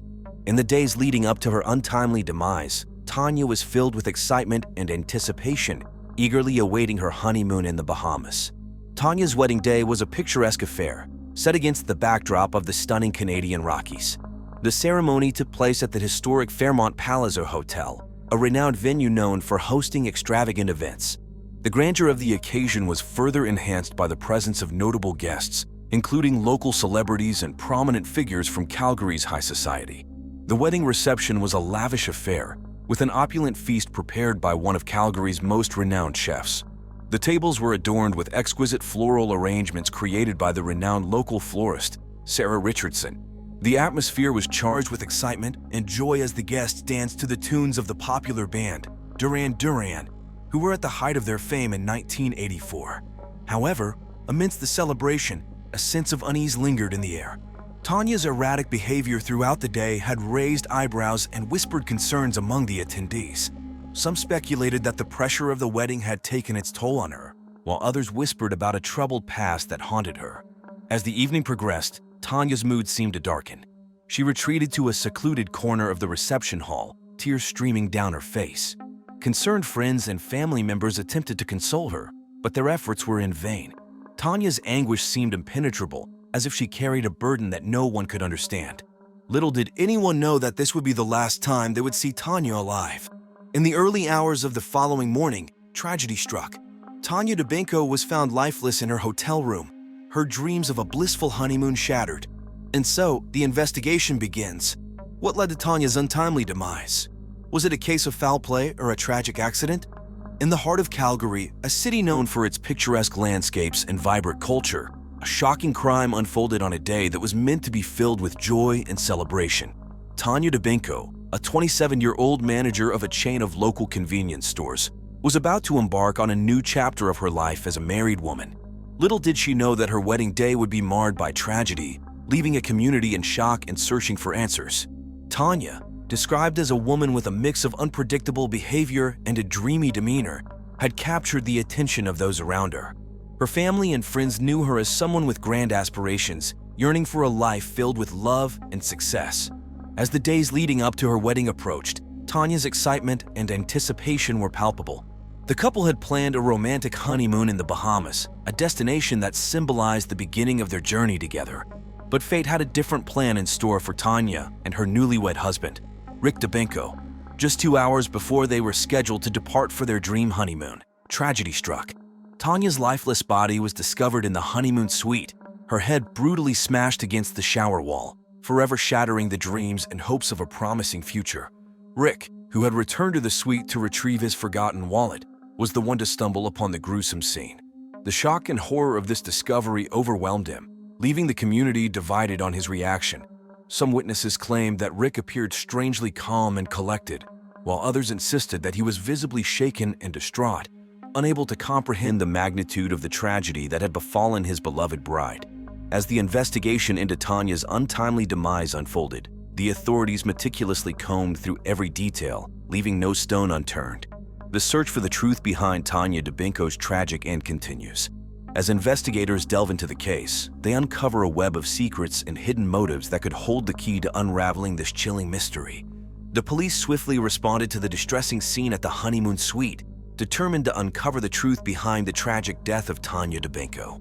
Led by seasoned investigators, detectives Greg Johnson and Pierre Rambo, the team meticulously examined every inch of the crime scene, leaving no stone unturned. The suite, once a place of joy and anticipation, had transformed into a chilling sight, with bloodstains marking the walls like a macabre canvas.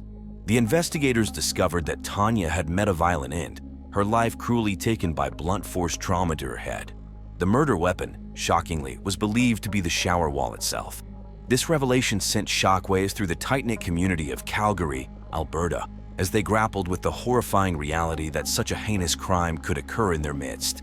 As the investigation unfolded, the police meticulously combed through the suite, collecting and cataloging every piece of evidence. They meticulously documented each detail, creating a comprehensive record of the crime scene. The room was meticulously photographed, capturing the bloodstains, the shattered glass, and the haunting stillness that hung in the air. Detectives Johnson and Rambo interviewed witnesses, friends, and family members, piecing together the events leading up to Tanya's untimely demise. They retraced her steps from the moment she woke up on that fateful day to the tragic discovery of her lifeless body. The investigators examined Tanya's personal belongings, searching for any clues that might shed light on the motive behind this senseless act of violence.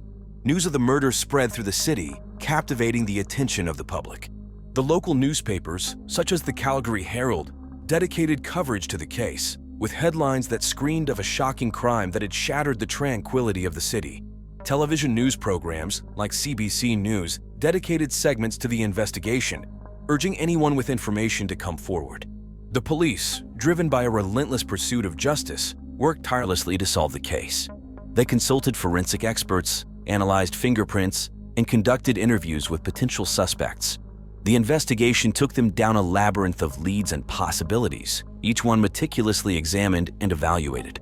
As the days turned into weeks, the city of Calgary remained on edge, anxiously awaiting answers to the questions that haunted their collective consciousness. Who could have committed such a heinous act? Was it a crime of passion, or was there something more sinister at play? The investigators remained tight-lipped, their determination unwavering, as they continued to piece together the puzzle that was Tanya Dubinko's murder. The primary suspect in the gruesome crime that shocked the city of Calgary in August 1984 was none other than Rick Dubinko, the newlywed husband of the late Tanya Dubinko. As the investigation unfolded, all eyes turned to Rick, a 28-year-old man of reserved demeanor and few words. The police, driven by their determination to uncover the truth, delved into Rick's life, searching for any hidden secrets that might shed light on the tragic events that unfolded on that fateful day. Rick Dubinko, a man with a calm exterior that belied the storm within, found himself under intense scrutiny. The detectives, led by the seasoned investigators Detectives Johnson and Rambo, interrogated Rick extensively in an effort to discern any signs of guilt or involvement. The interrogation room, a sterile and dimly lit space, became the battleground where truth and deception clashed. During the grueling questioning, Rick maintained his innocence, his voice steady and unwavering. The detectives probed into his background, meticulously piecing together the puzzle of his life. They discovered that Rick had grown up in a small town on the outskirts of Calgary, where he had led a relatively unremarkable existence. He had attended the local high school, graduating with average grades and no notable achievements. In the months leading up to the ill-fated wedding, Rick had been working as a junior accountant at a prominent firm in downtown Calgary. His colleagues described him as a diligent worker, always punctual and meticulous in his tasks. However, his reserved nature had made it difficult for them to truly know him on a personal level. As the detectives dug deeper, they uncovered a few peculiar details about Rick's life. They discovered that he had recently purchased a life insurance policy, naming Tanya as the beneficiary. This revelation raised eyebrows and fueled speculation about Rick's motives. Was he driven by a desire for financial gain? Or was there another, more sinister reason behind his actions? As the investigation into the tragic death of Tanya Deeno unfolded, a new suspect emerged, adding another layer of complexity to the case. This potential suspect was none other than Frank Pelly, Jr., a well-respected hockey coach at the local high school and the father of the deceased bride. Frank's involvement in this chilling crime stemmed from a shocking revelation that took place just moments before the wedding ceremony. It was on that fateful day in February of 1984 when Frank stumbled upon an illicit affair between Rick Deeno, Tanya's newlywed husband, and Maria Janet Bosco, one of the bridesmaids. The discovery of this affair left Frank seething with anger and a burning desire for revenge. Eyewitnesses recounted the scene with vivid detail, describing Frank's face turning red with fury as he confronted the illicit couple. The tension in the air was palpable as Frank's booming voice echoed through the halls of the wedding venue. The fallout from this explosive confrontation reverberated through Calgary, Alberta. Rumors spread like wildfire, fueled by the local media's insatiable appetite for scandalous stories. The incident quickly became news, capturing the attention of residents as they sipped their Tim Hortons coffee and flipped through the pages of the Calgary Herald. As the police delved deeper into the case, they meticulously examined Frank's possible motives and involvement in Tanya's murder. They uncovered a man consumed by anger and a burning desire for justice. Frank's love for his daughter was undeniable, but did this love extend to the unthinkable act of murder? Investigators combed through Frank's personal life, interviewing friends, family, and colleagues. They discovered a history of heated arguments and moments of explosive rage. Frank's reputation as a passionate hockey coach was juxtaposed with this darker side, leaving many wondering if his fiery temperament had crossed a line. The investigation into Frank's possible involvement in Tanya's murder continued, with detectives painstakingly gathering evidence and piecing together the puzzle of that fateful day. The truth remained elusive, hidden beneath layers of secrets and emotions. As the community held its breath, waiting for answers, one thing became clear: the search for justice in the case of Tanya Deeno's murder was far from over. The quest to uncover the truth would require perseverance, determination, and a relentless pursuit of justice. In the ongoing investigation into the shocking murder of Tanya Deeno, a new suspect emerged, casting doubt on the previously considered individuals. Maria Janet Bosco, the bridesmaid and alleged lover of Tanya's husband, Rick Deeno, found herself under the intense scrutiny of the police.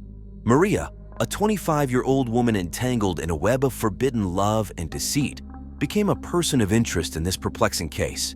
Maria Janet Bosco, a young woman with a captivating presence, had long been a close friend of Tanya's. Their friendship blossomed during their high school years, where they shared countless memories and dreams for the future. However, as the investigation unfolded, it became evident that their friendship had taken a dark turn. Sources close to the investigation revealed that Maria had been engaged in an illicit sexual affair with Rick Deeno, Tanya's newlywed husband. The revelation of this clandestine relationship sent shockwaves through the tight-knit community of Calgary, Alberta. Rumors of their secret rendezvous spread like wildfire, leaving many questioning the true nature of their involvement. It was on the day of Tanya's wedding, just moments before the ceremony, that Frank Pelly, Jr., Tanya's father, and a respected hockey coach at the local high school, stumbled upon Rick and Maria engaged in sex. The sight of his daughter's husband betraying her trust ignited a fire within Frank, fueling his desire for revenge. As the police turned their attention to Maria, they sought to understand the depths of her motives. Was she driven by a consuming love for Rick, or was there something more sinister at play? Detectives meticulously combed through her personal belongings, uncovering a series of love letters exchanged between Maria and Rick, revealing the intensity of their forbidden romance. During the interrogation, Maria's demeanor varied, leaving the investigators puzzled and uncertain. At times, she appeared remorseful, her eyes welling up with tears as she recounted the events that led to Tanya's untimely demise. Yet, in the next moment, her gaze hardened and her words became guarded, hinting at a hidden truth that she was unwilling to reveal. As the investigation continued, the police were determined to uncover the truth behind Tanya Deeno's murder. They left no stone unturned in their pursuit of justice, meticulously examining each piece of evidence and questioning every potential suspect.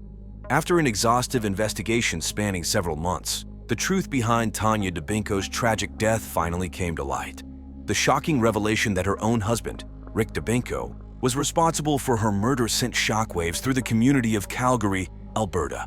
Rick Deeno, a 28-year-old man of seemingly calm demeanor, had evidence pointing to his guilt. The motive behind this heinous crime was rooted in a web of deceit and infidelity.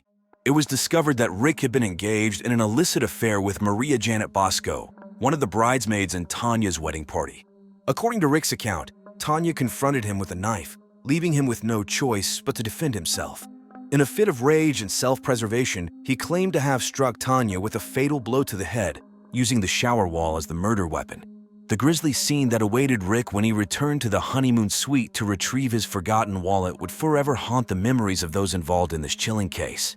Throughout the investigation, detectives meticulously combed through the evidence, leaving no stone unturned. The police discovered crucial details that solidified Rick's guilt, including forensic evidence linking him to the murder weapon and witnesses who testified to his volatile relationship with Tanya. In the aftermath of this tragic event, questions still lingered. What could have driven a seemingly calm and reserved man like Rick Dubinko to commit such a heinous act? How did Tanya's discovery of the affair push him to the brink of violence? These questions may never be fully answered, leaving us to reflect on the dark complexities of human nature and the devastating consequences that can arise from secrets and betrayal. On February 13, 1984, the Calgary Police Department made a significant breakthrough in the investigation into the murder of Tanya Dubinko.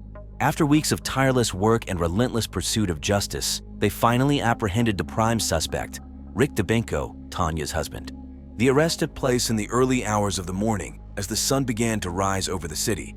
Under the watchful eyes of the law, Rick was taken into custody without incident.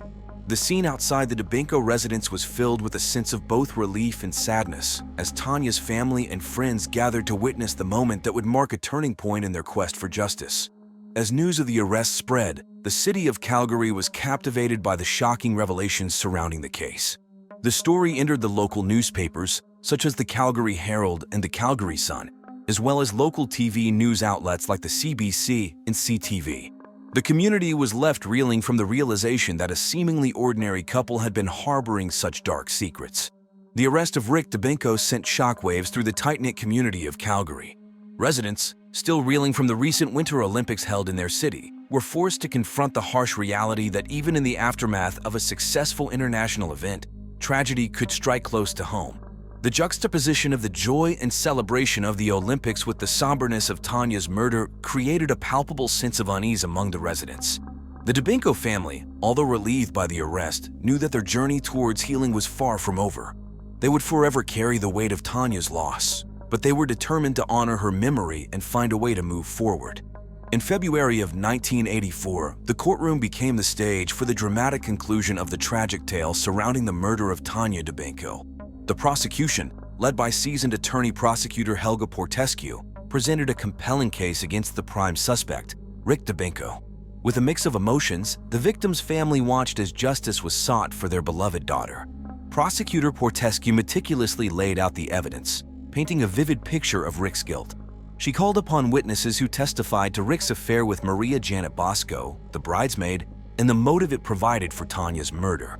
The courtroom was captivated as the prosecution presented phone records, hotel receipts, and eyewitness accounts, all pointing to Rick's involvement in the heinous crime. Defense attorney Sully Daniels, a skilled lawyer known for his ability to cast doubt, countered the prosecution's argument. He questioned the reliability of the witnesses, suggesting they had their own motives for testifying against Rick. Daniels argued that the evidence presented was circumstantial and did not definitively prove Rick's guilt. The trial lasted for weeks, with both sides passionately presenting their case. The victim's family, their hearts heavy with grief, anxiously awaited the verdict that would determine the fate of their daughter's murderer. The media surrounding the trial was intense, with reporters from local newspapers and television stations providing updates on the proceedings. Finally, on a fateful day in February, the jury reached a decision. The courtroom fell silent as the verdict was read aloud. The judge, swayed by Rick's claims of self-defense, handed down a sentence that left many stunned. Rick Dubinko was found guilty of manslaughter, but due to the circumstances surrounding the crime, he received a lenient sentence of only 2 months in prison. The decision sparked a wave of controversy and debate. Some felt that justice had not been served, questioning the validity of the self-defense claim and the leniency of the sentence. The victim's family, torn between relief that Rick would face some form of consequence and anguish over the perceived injustice, struggled to find closure. As the trial came to a close, the effects of the verdict rippled through the lives of those involved. The victim's family, forever altered by the loss of their daughter, grappled with their perception of the justice system. The media coverage surrounding the trial slowly faded away, but the impact of Tanya Deeno's tragic death would forever be etched in the memories of those who followed the case. In the aftermath of the trial, life moved on for those involved in this tragic tale.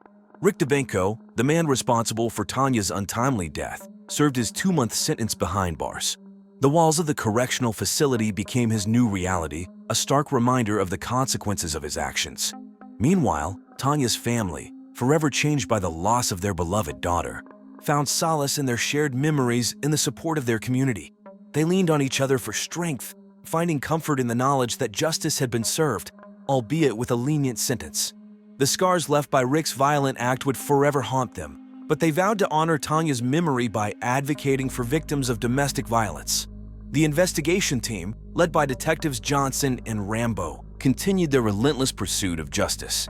Although the trial had concluded, their work was far from over. They were determined to ensure that cases like Tanya's would not be forgotten, and that perpetrators of such heinous crimes would be held accountable.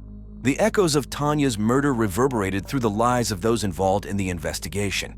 The team meticulously documented every detail, creating a comprehensive case file that would serve as a reminder of the brutality and tragedy that occurred in February of 1984. Their dedication to seeking the truth was unwavering, and their efforts garnered attention from the media and the public alike. As life moved on for those involved, the scars left by this tragic tale would forever shape their future endeavors. Rick Deeno, haunted by the weight of his actions, would carry the burden of his crime for the rest of his life. Tanya's family, determined to honor her memory, would continue to advocate for victims of domestic violence, ensuring that her story would not be forgotten. And the investigation team, driven by their pursuit of justice, would remain vigilant, ensuring that cases like Tanya's would always be remembered. As we close this chapter of True Crime Case Files, we reflect on the chilling tale of Tanya Deeno's murder. Set against the backdrop of a wedding gone awry, this story serves as a stark reminder of the darkness that can lurk beneath the surface of even the most joyous occasions. The consequences of betrayal and unchecked emotions can lead to devastating outcomes, forever altering the lives of those involved. In November of 2003, the city of Miami was captivated by the shocking death of James Pixon, a wealthy and influential figure in the local high society. At 65 years old, James had amassed a fortune as a real estate mogul, known for his cutthroat business tactics that had earned him a place at the top of Miami's elite. However, behind James' polished exterior, there lurked a dark secret that would ultimately play a significant role in his demise. Unbeknownst to many, James had a string of young male lovers, a fact that added an element of intrigue to the already complex narrative surrounding his life and death. Described as charismatic and ambitious, James possessed an air of confidence and authority that commanded attention wherever he went. He was a familiar face at the Florida Marlins games, passionately cheering on his beloved team. His dreams extended beyond his business empire. He yearned for genuine companionship, a longing that seemed to elude him even in the midst of his success. As news of James' death spread through the city, speculations would run rampant. The media buzzed with theories, each more sensational than the last. Some pointed fingers at his boyfriend, a young man whose identity remained shrouded in mystery. Others suspected his estranged son, with whom James had a strained relationship. Yet, amidst the swirling rumors and conjecture, one question remained. Who was responsible for the demise of this enigmatic millionaire? On a sunny afternoon in November 2003, the vibrant city of Miami was rocked by a shocking and tragic incident that would forever change the lives of those involved. James Pixon, a prominent figure in Miami's high society, met a gruesome fate that would leave the community in a state of disbelief. It was a seemingly ordinary day when the tranquility of South Beach was shattered by the sound of a loud thud. Sarah Leon de Rosario, a renowned actress in the world of telenovelas, was enjoying the warmth of the Florida sun by her pool when she heard the disturbing noise. Curiosity and concern compelled her to investigate the source of the commotion. Rushing to the scene, Sarah's heart sank as she laid eyes upon the lifeless body of James Pixon. The once charismatic and influential millionaire now lay motionless on the ground, his life extinguished in an instant. The shock of the sight was palpable, and the gravity of the situation began to dawn on those present. News of the tragedy spread like wildfire throughout Miami, capturing the attention of the media and the public alike. The incident took place in the midst of a vibrant and bustling city, where the streets were adorned with palm trees and the air was thick with anticipation for the upcoming Art Basel Miami Beach. The city, known for its glamorous nightlife and luxurious lifestyle, was now gripped by a dark cloud of uncertainty. As investigators arrived at the scene, the South Beach penthouse was meticulously combed for clues. The balcony, once a symbol of opulence and breathtaking views, now held the key to unraveling the mystery behind James Pixon's untimely demise. The authorities, armed with their expertise and determination, sought to piece together the puzzle that lay before them. As the investigation unfolded, the lives of those connected to James Pixon were scrutinized. His estranged son, his boyfriend, and others close to him would become subjects of interest for law enforcement. The web of relationships and secrets that surrounded the millionaire began to unravel, revealing a complex tapestry of motives and potential suspects. On that fateful November afternoon in 2003, the tranquility of Miami's South Beach was shattered by the chilling discovery of James Pixon's lifeless body. The police, led by the seasoned detectives Emily Proctor and Mark Slavery, swiftly arrived at the scene to unravel the mystery behind this heinous crime. The sun cast long shadows as the investigators stepped into the opulent penthouse, its luxurious furnishings now overshadowed by the grim reality of a violent death. The room was stained with blood, a stark reminder of the brutality that had unfolded. The detectives meticulously combed through every inch of the crime scene, their eyes trained to spot the tiniest shred of evidence that could lead them to the perpetrator. As they meticulously collected DNA samples and fingerprints, the detectives couldn't help but wonder who would want to harm James Pixon. The charismatic millionaire had enjoyed a life of opulence and success, but beneath the surface, there were secrets that could prove to be the key to this puzzling case. James's extravagant lifestyle had made him a prominent figure in Miami's high society, rubbing shoulders with celebrities like Britney Spears and Gloria Estefan at exclusive events and parties. His connections ran deep, and the detectives knew they had to tread carefully, as the killer could be lurking within these very circles. The investigation took the detectives down a twisted path, filled with interviews, alibis, and a web of complex relationships. As the days turned into weeks, the detectives tirelessly pursued every lead, leaving no stone unturned. The media frenzy surrounding the case grew, with newspapers and television stations speculating on the identity of the killer. Rumors swirled, implicating James's estranged son, a jealous ex-lover, and even a disgruntled business associate. But amidst the chaos, detectives Proctor and Slavery remained focused. They knew that the truth lay hidden in the intricacies of James's life, waiting to be unearthed. They meticulously analyzed phone records, financial transactions, and surveillance footage, determined to bring justice to the victim and closure to his grieving loved ones. As the investigation continued, the city of Miami held its breath, anxiously awaiting the resolution of this perplexing case. The detectives were determined to crack the code, to find the missing piece that would reveal the identity of the killer and expose the dark underbelly of Miami's high society. The investigation into the mysterious death of millionaire James Pixon took a dramatic turn when the police turned their attention to Will Kulie, James's latest young boyfriend. At just 25 years old, Will was an aspiring artist known for his free-spirited nature and his passion for Latin American modernism. He had found himself captivated by James's charm and had eagerly embraced the opulent lifestyle that came with dating a wealthy businessman.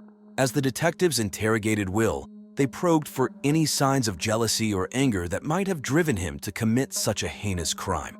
Will, however, remained calm and composed throughout the questioning, vehemently denying any involvement in James's untimely demise. His alibi was supported by several witnesses who confirmed that he was at an art gallery event showcasing his latest collection at the time of the incident. The police, determined to leave no stone unturned, delved deeper into Will's background. They discovered that he had a clean record and no history of violence. Friends and acquaintances attested to his gentle nature and his unwavering dedication to his art. Will's innocence seemed increasingly likely as the investigation progressed. Nevertheless, The detectives couldn't ignore the fact that Will had been present in the penthouse at the time of James's death. They carefully examined the forensic evidence collected from the crime scene, hoping to find a breakthrough. Fingerprints and DNA samples were analyzed, but none matched Will's. As the investigation continued, the media frenzy surrounding the case intensified. News outlets across Miami were abuzz with speculation, and armchair detectives debated the possible motives behind James's murder. Theories ranged from a jealous lover seeking revenge to a business rival trying to eliminate a powerful competitor. The detectives, faced with mounting pressure, widened their scope of investigation. They began looking into other individuals who might have had a motive to harm James. Was it his estranged son, seeking revenge for a lifetime of neglect? Or perhaps a disgruntled business partner, desperate to gain control of James's vast empire? Nicholas Dupixent, a 28-year-old finance professional, found himself entangled in a web of suspicion following the tragic demise of his estranged father, James Dupixent. November 2003 would forever be etched in the annals of Miami's history as a month marred by a high-profile death that sent shockwaves through the city's elite circles. Born into a life of privilege, Nicholas had always strived to carve out his own path, away from the shadow of his father's opulent empire. A graduate of Miami's prestigious Coral Gables High School, he had honed his intellect and ambition to excel in the cutthroat world of finance. His relentless pursuit of success had led him to Wall Street, where he had become a rising star in the world of investment banking. However, beneath the veneer of accomplishment, a deep-seated resentment festered within Nicholas. The bitter divorce between his parents, fueled by his father's infidelity with a series of young male lovers, had left an indelible mark on his psyche. The wounds of betrayal still fresh, Nicholas had distanced himself from his father, vowing never to let him back into his life. As news of James Dupixent's tragic demise reverberated through the media, Nicholas found himself thrust into the spotlight. Journalists swarmed around him, hungry for any tidbits of information that could shed light on the enigma surrounding his father's death. Television cameras captured his every move, amplifying the pressure he felt to defend his innocence against the backdrop of a grieving city. The police, armed with their relentless pursuit of justice, turned their attention to Nicholas as a potential suspect. Detectives Emily Proctor and Mark Slavery, renowned for their meticulous approach to crime solving, delved into the intricate details of his life. They probed his motives, searching for any signs of anger or resentment that might have driven him to commit such a heinous act. Nicholas's anger towards his father was undeniable. The scars of his father's betrayal ran deep, leaving a trail of emotional turmoil in their wake. However, as the detectives dug deeper, they began to unravel a complex tapestry of emotions. While his anger was palpable, there was no concrete evidence linking him to the crime. In the days that followed the tragic death of James Dupixent, the investigation took an unexpected turn. A tip from an anonymous source led the police to a hidden compartment in James's opulent South Beach penthouse. Inside this secret hiding spot, a treasure trove of scandalous materials was discovered, shedding light on the millionaire's secret life. The compartment contained a collection of sexually explicit letters and pornographic photographs, meticulously organized and hidden away from prying eyes. These materials provided a glimpse into James's hidden desires and the extent of his involvement with his young male lovers.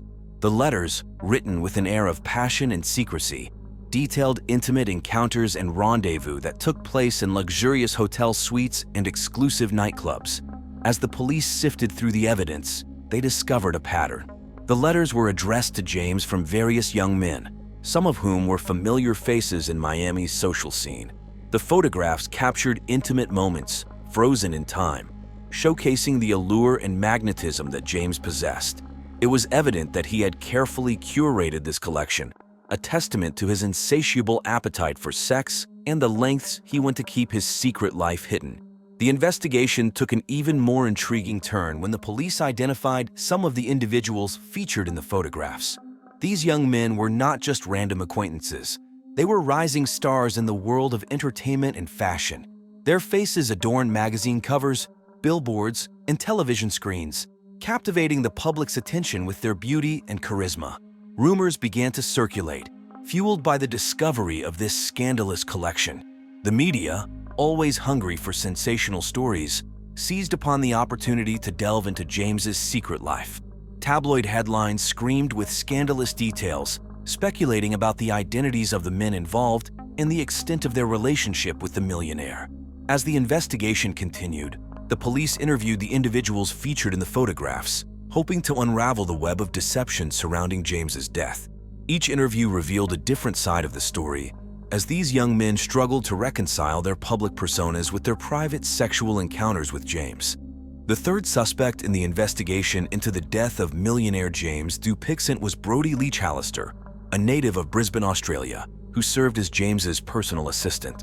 Brodie, known for his efficiency and unwavering dedication, had recently become the subject of rumors within James's social circle. Speculation swirled that Brodie had become James's new lover, causing jealousy and potentially providing a motive for murder. During the police interrogation, Brodie maintained a professional demeanor, answering questions with precision and clarity. However, beneath his composed exterior, there seemed to be a hidden desire for a life of luxury and excitement. Brodie's background investigation revealed that he had grown up in a wealthy neighborhood in Brisbane, far from the glamorous world of Miami's high society. After completing his degree at the University of Queensland, Brodie decided to pursue his dreams in the United States, landing a job as a personal assistant to a wealthy businessman in New York City. It was during his time in the Big Apple that he first heard about James Pixon, a prominent figure in the real estate industry. Driven by ambition and a desire for a better life, Brodie made the bold decision to relocate to Miami and seek employment with James. He saw this opportunity as a stepping stone to a more glamorous and exciting existence. Little did he know that his path would intersect with James's mysterious death.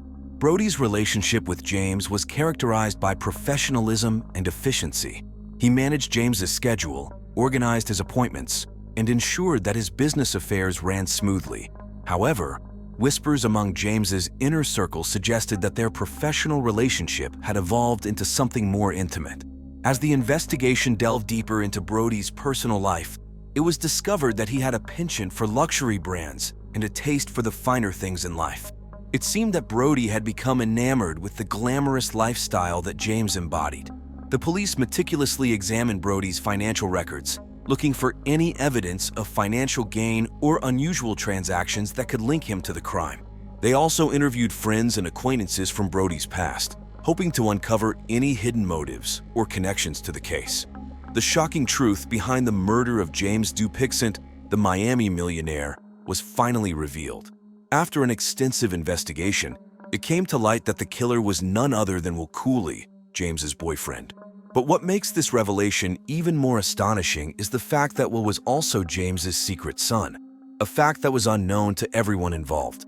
The story begins in 1977, when James had a brief affair with the famous Brazilian painter Diana Rizzy. Little did he know that this affair would result in the birth of Will, a secret that was kept hidden to James until his death. It was this horrifying revelation of his true paternity that drove Will to commit the tragic act of killing his own father/boyfriend. The police pieced together the evidence meticulously, connecting the dots that led to Will's arrest. The moment of his capture was filled with tension as the truth unraveled before their eyes. The arrest of Will left the Pixon family shattered. Their grief mingled with shock and confusion at finding out about a new family member in such a horrifying way. The revelation of the murderer's identity brought closure to some, but it also reopened old wounds, leaving the family grappling with the complexity of their emotions. They were left to mourn not only the loss of James, but also the loss of the relationship they could have had with Will, had they known the truth earlier. The trial that followed the shocking murder of James Pixon captivated the South Florida, as people eagerly awaited justice for the millionaire's untimely demise. District Attorney Francine Villagra led the prosecution, presenting a compelling case that shed light on James's secret life and the motive behind his murder. Attorney Ulrich Capobianco, representing the defense, fought to unravel the complexities of the case and ensure a fair trial. The courtroom was filled with tension as the trial unfolded. Witnesses took the stand, recounting their interactions with James and the suspects. The prosecution presented evidence, including the explicit letters and pornographic photographs found in a hidden compartment of James's penthouse. These shocking revelations provided a glimpse into the dark secrets that James had kept hidden from the world.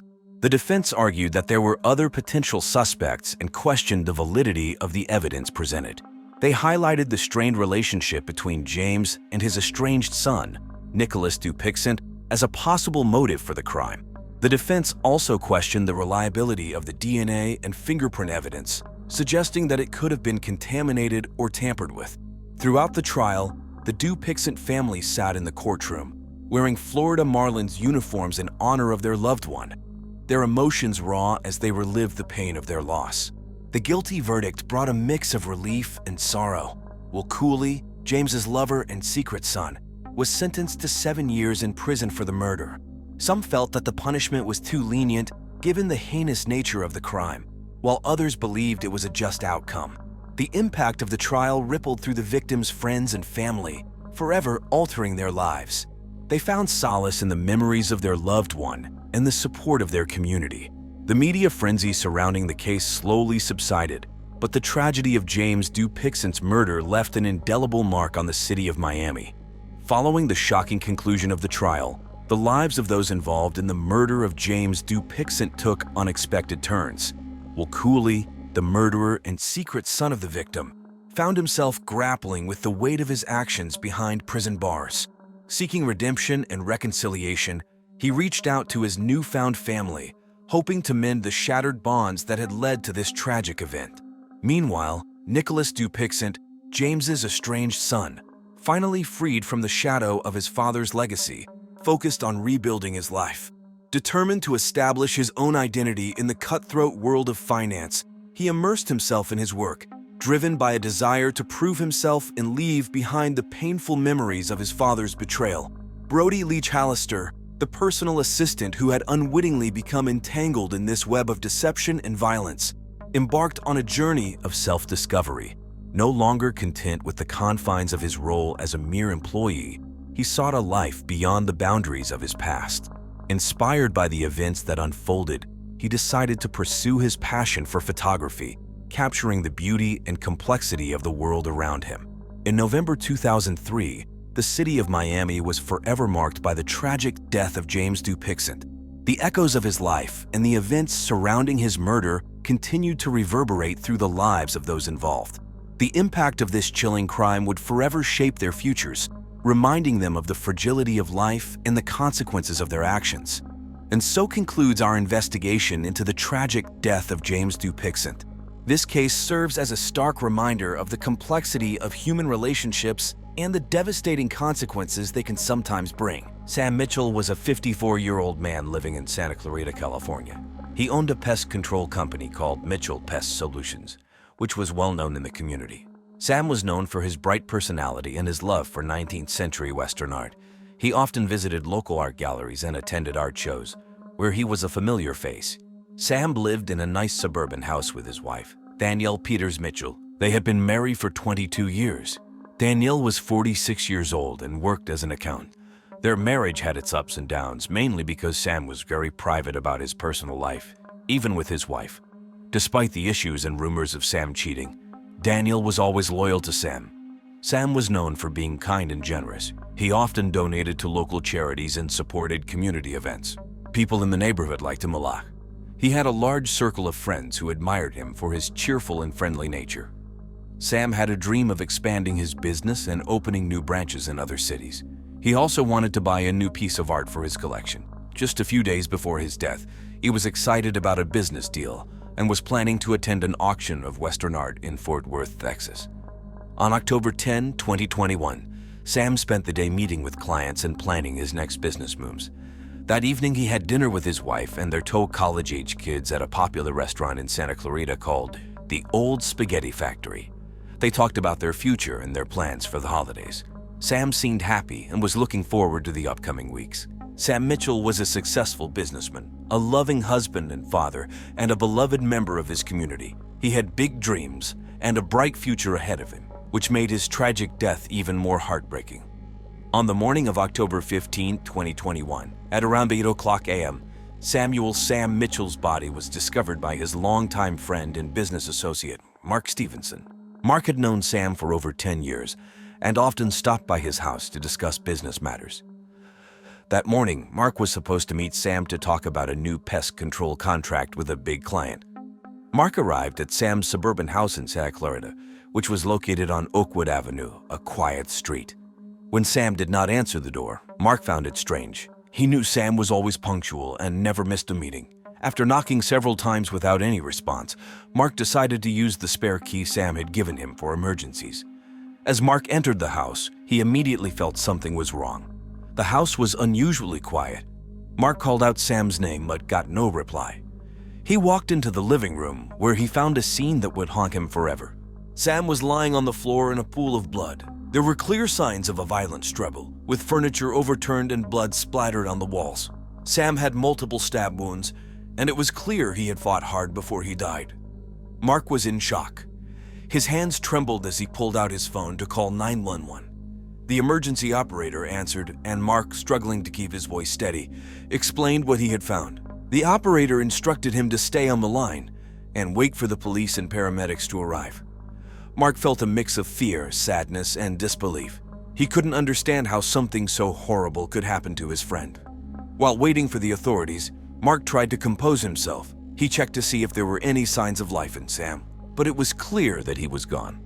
Mark sat on the couch, looking around the room and trying to make sense of the chaos.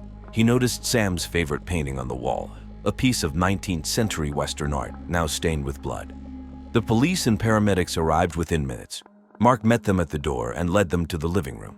The paramedics confirmed that Sam was dead, and the police began securing the crime scene. Mark gave his statement to police. His detailed account would later be crucial in the investigation that followed. The police arrived at Sam Mitchell's house quickly after Mark Stevenson called 911 on the morning of October 15, 2021.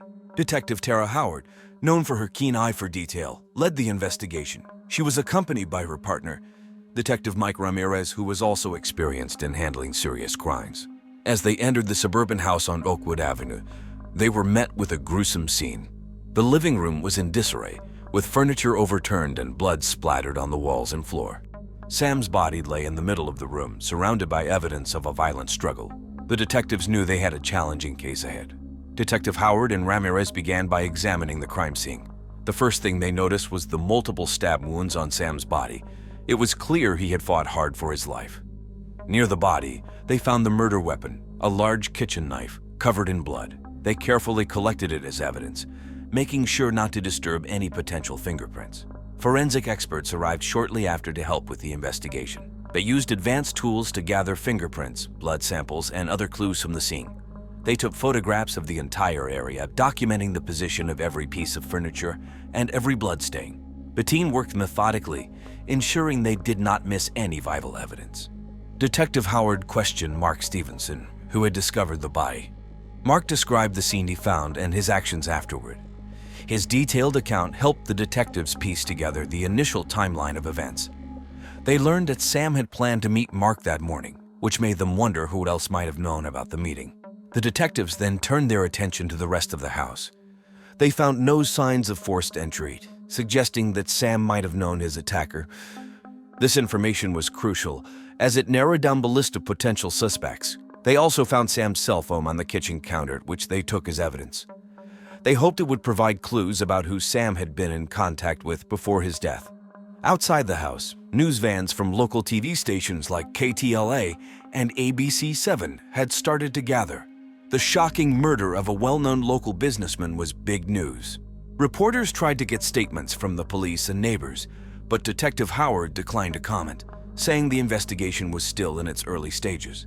By the end of the day, the detectives had collected a significant amount of evidence, but many questions remained. Who would want to kill Sam Mitchell, and why? The investigation was just beginning, and Detective Howard and her team knew they had a long road ahead. The first person the police investigated was Danielle Peters Mitchell, Sam's wife of 22 years. Danielle, who was 46 years old, worked as an accountant at a law firm in the San Fernando Valley. She was known for being meticulous and detail-oriented, traits that made her good at her job. Despite her calm exterior, Danielle was deeply affected by Sam's death. On the afternoon of October 16, 2021, Danielle was brought in for questioning. Detective Tara Howard led the interrogation. Danielle appeared composed but was clearly upset. She told the detectives that she and Sam had a complicated relationship. Though they had their differences, she loved him deeply. Danielle revealed that Sam had been involved in a secret relationship with a much younger man named Kevin Lawrence. This revelation shocked the detectives. Danielle explained that she had found out about the affair a few months earlier and that it had put a significant strain on their marriage. She also revealed that Sam had recently tested positive for AIDS, which had added to the tension between them. The detectives asked Danielle about her whereabouts on the night of the murder. She claimed she was at home, watching TV, and working on some paperwork. She mentioned that she had watched the latest episode of NCIS on CBS, America's #1 show at the time, and had gone to bed around 10:00 p.m. Her calm demeanor during the interrogation was notable. She seemed cooperative and willing to help the investigation in any way she could. The police also asked Danielle about any financial issues she and Sam might have had. Danielle explained that they were financially stable and had no significant money problems. She denied any involvement in Sam's death, saying that while she was hurt by his affair, she would never harm him. Despite her cooperation, the detectives couldn't ignore the motive of jealousy and betrayal. Danielle's revelation about Sam's affair and his illness added layers to the investigation. They decided to check her alibi and look for any other evidence that might link her to the crime. The detectives also collected Danielle's phone records and financial statements to see if they could find any discrepancies or suspicious activity. They wanted to be thorough, ensuring no detail was overlooked. The investigation into Danielle was intense, but the police knew they had to explore all possible angles to find the truth. Danielle's calm yet emotional demeanor left the detectives with mixed feelings. Was she a grieving widow or a jealous spouse capable of murder? The investigation continued as the detectives searched for answers. Next, the police turned their attention to Kevin Lawrence, the man named by Danielle as Sam's lover. Kevin was a 21-year-old struggling artist living in West Hollywood. He had moved to California from a small town in Iowa, hoping to make a name for himself in the art world. To support himself, he worked as a jailer. This was how he met Sam Mitchell. On October 17, 2021, Kevin was brought in for questioning at the Santa Clarita police station. Detective Mike Ramirez led the interrogation, wanting to understand Kevin's relationship with Sam. Kevin was visibly nervous but cooperative. He admitted to having an affair with Sam and said they had been seeing each other for about a year. Kevin described Sam as kind and supportive. Sam had helped him financially on several occasions, came for his art supplies and rent. Despite their significant age difference, Kevin felt a strong connection to Sam. He claimed he loved Sam and that their relationship was worth more than the financial support Sam gave to him. However, he was also aware of the strain their relationship put on Sam's marriage to Danielle. The detectives asked Kevin about his whereabouts on the night of the murder. Kevin stated that he was at his apartment, working on a new painting. He said he had ordered takeout from a local Chinese restaurant, Panda Express, and had spent the evening alone. The detectives noted his calm demeanor but were aware that Kevin had a lot to lose if the truth came out about his relationship with Sam. Police also discovered Kevin had been diagnosed with bipolar disorder, which sometimes made his emotions difficult to control. He insisted, however, that he would never harm Sam. Kevin's financial struggles and his reliance on Sam for support added a potential motive for the police to consider. To verify his alibi, the detectives collected Kevin's phone records and spoke to his neighbors. They wanted to see if anyone could confirm that Kevin had been at home that night. They also looked into Kevin's financial records to check if there had been any unusual transactions.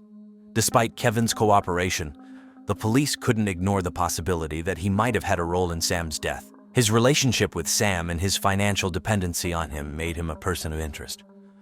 The detectives continued to investigate, looking for any evidence that could either confirm or disprove Kevin's involvement. Kevin's turbulent emotional state made him a complex figure in the investigation. The detectives knew they needed to dig deeper to understand his role in Sam's life, and possibly in his death. The third suspect in the investigation was Richard "Rick" Gallagher, a 45-year-old real estate developer. Rick was wealthy and ambitious, known for his ruthless business tactics. He had worked with Sam's pest control company on several projects, and their professional relationship had always been tense. However, there were rumors of a sexual connection between them as well. On October 18, 2021, the police brought Rick in for questioning. Detective Tara Howard took the lead. Rick was confident and composed, but there was a hint of nervousness in his eyes. He admitted that he and Sam had a complex relationship. both professionally and personally. Rick revealed that he and Sam had been lovers, something he had kept secret for fear of damaging his reputation. This was a shocking revelation for the detectives, adding another layer of intrigue to the case. Rick also disclosed that he had recently tested positive for AIDS, which he believed he had contracted from Sam. This news had devastated him, and he was struggling to come to terms with it. The detectives asked Rick about his whereabouts on the night of Sam's murder. Rick claimed he was at a business dinner at The Palm, a high-end steakhouse in the Brentwood area of Los Angeles. He provided the names of several colleagues who could confirm his alibi. The detectives made a note to follow up with these individuals. Rick's motive for the murder was clear. He was angry and felt betrayed by Sam. The detectives needed to determine if his anger had driven him to commit the crime. They checked Rick's financial records and phone logs, looking for any evidence of foul play. They also examined his interactions with Sam in the weeks leading up to the murder. Rick's behavior during the interrogation was mostly calm, but he became defensive when asked about his feelings toward Sam. He insisted that while he was hurt and angry, he would never resort to violence. He expressed his frustration over the situation and his desire to move on. The detectives left the interrogation room with more questions than answers. Rick's relationship with Sam and his recent diagnosis made him a prime suspect, but they needed solid evidence to link him to the crime. They decided to dig deeper into his background and his recent activities. Rick's ambitious nature and his feelings of betrayal made him a compelling figure in the investigation. The detectives knew they had to explore every angle to uncover the truth about Sam's murder. On October 20, 2021, a crucial piece of evidence emerged. It was a rainy Wednesday morning when the police received a call from a neighbor who lived a few houses down from Sam. The neighbor mentioned finding something suspicious in her backyard, a bloody shirt. Detectives Tara Howard and Mike Ramirez quickly arrived at Mrs. Green's house on Oakwood Avenue. They carefully collected the shirt, making sure to preserve any potential evidence. The shirt appeared to be immense size, and the bloodstains suggested it had been worn during the murder. This new evidence was taken to the forensics lab for analysis. The detectives were eager to learn more about the shirt. They hoped it would contain DNA that could point them to the murderer. The forensics team worked swiftly, and within hours they had results. The blood on the shirt matched Sam Mitchell's blood type. More importantly, the DNA on the collar and sleeves provided a match to Danielle Peters Mitchell, Sam's wife. Detective Howard and Ramirez discussed the findings. The new evidence cast a dark shadow over Danielle's claims of innocence. The detectives decided to bring her in for another round of questioning. This time, they had solid evidence linking her to the crime scene. On October 21, 2021, Danielle was brought back to the police station. She appeared anxious as she sat down in the interrogation room. Detective Howard presented the bloody shirt and the DNA evidence. Danielle's composure began to crack. She claimed she didn't know how her DNA ended up on the shirt and insisted she was being framed. The detectives pressed her for more details, asking about her actions on the night of the murder. Danielle's story started to change. She admitted that she and Sam had argued that night about his affair with Kevin Lawrence. She claimed that Sam became violent and she acted in self-defense. However, the detectives found holes in her story. The evidence suggested a premeditated attack rather than an act of self-defense. With the new evidence in hand, the detectives were more convinced of Danielle's involvement. They re-examined the financial records and discovered that Danielle had recently taken out a large life insurance policy on Sam. This provided a strong motive for the murder. The discovery of the bloody shirt and the subsequent DNA analysis were pivotal in the investigation. The detectives were now closer to uncovering the truth. Danielle's increasingly inconsistent statements and the mounting evidence pointed to her as the prime suspect in Sam's murder. The police continued to dig deeper into the evidence against Danielle Peters Mitchell. On October 25, 2021, they made a breakthrough. Financial records revealed that Danielle had recently taken out a $500,000 life insurance policy on Sam. Even more shocking was a $300,000 transfer from Sam's account to Richard Rick Gallagher shortly after Sam's death. Detective Tara Howard and her team questioned Rick again. This time, they presented the financial records.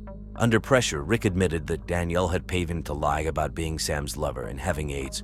Rick confessed that none of it was true and that he had agreed to the scheme for the money. This revelation changed the entire course of the investigation. On October 26, 2021, the detectives confronted Danielle with this new information. Danielle initially denied everything but eventually broke down under intense questioning. She admitted to lying about Sam having AIDS to damage his reputation and make herself look like a victim. She also confessed to paying Rick to support her false story. Danielle explained that she felt betrayed and humiliated by Sam's affair with Kevin Lawrence. Her anger and jealousy reached a boiling point, leading her to confront Sam on the night of his murder. During the confrontation, Danielle stabbed Sam multiple times in a fit of rage. She had hoped that framing him as a diseased, unfaithful husband would help her escape suspicion and garner sympathy. Detective Howard and her team now had a clear motive and solid evidence linking Danielle to the murder. On October 27, 2021, they arrested Danielle at her home. She was charged with first-degree murder and conspiracy to obstruct justice. As the police handcuffed her, Danielle showed little emotion, as if she had accepted her fate. The news of Danielle's arrest shocked the Santa Clarita community. Sam's family and friends were devastated by the betrayal and the gruesome details of his death. They struggled to understand how someone who had been so close to Sam could commit such a heinous act. Sam's children, in particular, were heartbroken. They had lost their father and now faced the reality that their mother was his murderer. The community rallied around them, offering support and condolences during this difficult time. The police publicly commended the detectives for their thorough investigation. The discovery of Danielle's lies and the financial trail had been crucial in solving the case. The arrest brought a sense of justice for Sam's loved ones, though the emotional scars would take much longer to heal. The trial of Danielle Peters Mitchell began on December 5, 2021, at the Santa Clarita Superior Court. The prosecution, led by District Attorney James Thompson, 50, known for his tenacity and sharp legal mind, presented a compelling case. Thompson argued that Danielle's actions were premeditated and driven by jealousy and greed. He emphasized the life insurance policy and the payment to Rick Gallagher as evidence of her intent to frame Sam and escape justice. On the defense side, attorney Karen Lee, 48, a seasoned lawyer known for her calm and strategic approach, represented Danielle. Lee argued that Danielle had acted in self-defense during the heated argument with Sam. She tried to paint a picture of a desperate woman pushed to the edge by her husband's infidelity and lies. The trial was emotionally charged, with Sam's family and friends filling the courtroom each day. They listened intently as witnesses, including Rick Gallagher and Kevin Lawrence, testified. Rick admitted to accepting money to lie about his relationship with Sam, while Kevin described the nature of his affair with Sam. The prosecution presented the bloody shirt with Danielle's DNA and the financial records as key evidence. Forensic experts testified about the violent nature of the attack, contradicting Danielle's claim of self-defense. The jury was shown photos of the crime scene, which highlighted the brutality of the murder. During the trial, Danielle maintained a stoic demeanor, but there were moments when she appeared visibly shaken, especially during Kevin's testimony. The emotional impact on Sam's children was evident. They watched their mother's trial with a mix of grief and anger, struggling to reconcile the woman they knew with the brutal act she committed. On December 20, 2021, after 2 weeks of testimony and deliberations, the jury found Danielle Peters Mitchell guilty of first-degree murder and conspiracy to obstruct justice. The verdict was met with a mix of relief and sorrow by Sam's family and friends. They had found some justice for Sam, but the pain of losing him and the betrayal by Danielle remained. The judge sentenced Danielle to life in prison without the possibility of parole. She remarked on the calculated nature of the crime and the lengths Danielle went to cover her tracks. The sentencing brought a sense of closure, but the emotional wounds were still raw. Sam's family expressed gratitude for the support they received from the community and the relentless efforts of the police and prosecution. While justice was served, the scars of this tragic event would remain with them forever. After Danielle Peters Mitchell's sentencing, life slowly began to return to normal for those involved in Sam Mitchell's tragic murder case. For Sam's children, Emma and Jack, both in their early 20s, the road ahead was filled with challenges. They sought solace in their close-knit community of Santa Clarita, finding support from friends and neighbors who had rallied around them during the trial. Kevin Lawrence, the young artist whose relationship with Sam had been at the center of the investigation, tried to focus on his career. He continued to paint and exhibit his artwork in galleries across West Hollywood. The media attention had brought both opportunities and challenges, but Kevin remained determined to build a name for himself in the art world. Rick Gallagher, the real estate developer who had briefly become entangled in the case, retreated from public view. His reputation had taken a hit after admitting to accepting money from Danielle to lie about his relationship with Sam. Despite this setback, Rick continued to manage his business affairs quietly, keeping a low profile in Santa Clarita. As time passed, life in Santa Clarita gradually returned to normal.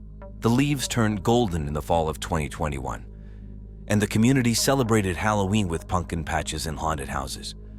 The local news covered stories of resilience and hope, highlighting community events and initiatives aimed at healing and moving forward.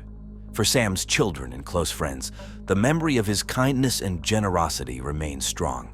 They found comfort in remembering the good times they had shared with him, and in knowing that justice had been served.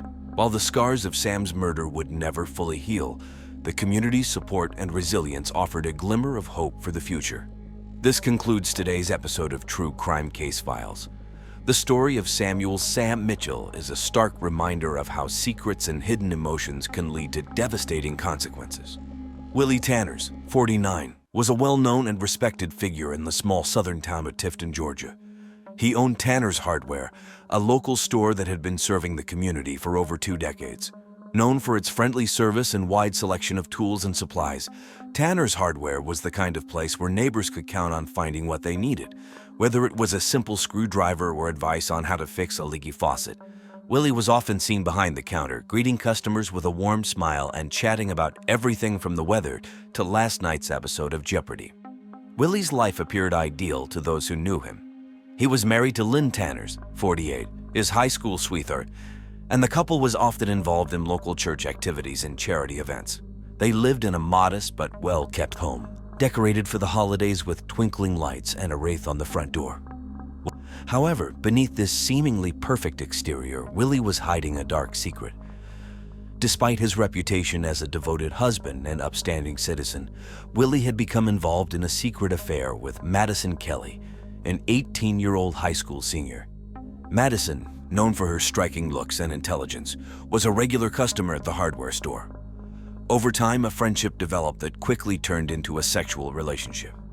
Torn between guilt and desire, Willie struggled with his conscience as the holiday season approached. He knew the affair was wrong, but he was unable to break free from the emotional entanglement that had developed. The relationship was torrid and extremely intense, with Willie struggling between his guilt and his growing attachment to Madison. In the days leading up to his death, Willie had been distant and distracted, trying to maintain the facade of a loving husband while battling his inner turmoil. As Christmas approached in December 2019, Willie's behavior began to change. He became more distant, spending less time at home, and more time working late. Lynn noticed the change but attributed it to the stress of running the business during the busy holiday season. Friends and neighbors also noticed that Willie seemed preoccupied, no longer as cheerful as he once was. But no one could have imagined the storm brewing beneath the surface, a storm that would soon shatter the peace of their small town. It was the morning of December 22, 2019, just a few days before Christmas. Tifton, Georgia was quiet, with most of the town's residents finishing their holiday shopping or decorating their homes. Around 9:00 a.m., Lynn Tanners, Willie's wife, was returning home from her Sunday morning church service at First Baptist Church, where she had volunteered to help prepare for the upcoming Christmas Eve service. She noticed Willie's truck parked in the driveway, which struck her as odd since he had mentioned needing to pick up some last-minute supplies for the store. When Lynn entered their home on Bride Street, the first thing she noticed was the smell of fresh pine from the Christmas tree they had decorated together. The tree was still lit with colorful lights, and underneath it were neatly wrapped presents, some with her name on them. But something was off. The house was eerily silent, and Willie didn't respond when she called out his name. As Lynn walked into the living room, she was met with a sight that would haunt her forever. Willie's lifeless body lay on the floor near the Christmas tree, surrounded by shattered ornaments and tinsel. His head was soaked in blood, as if it were an enchilada, and a hammer lay nearby, covered in what she could only assume was her husband's blood. Lynn dropped to her knees, her body shaking as she tried to make sense of what she was seeing. Panic set in, but Lynn forced herself to stay calm enough to call 911.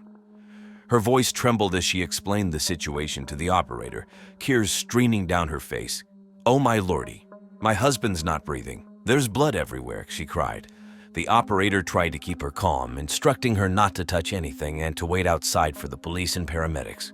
Within minutes, the quiet street was filled with the flashing lights of emergency vehicles. Neighbors peeked out from their windows, whispering to each other and speculating about what had happened.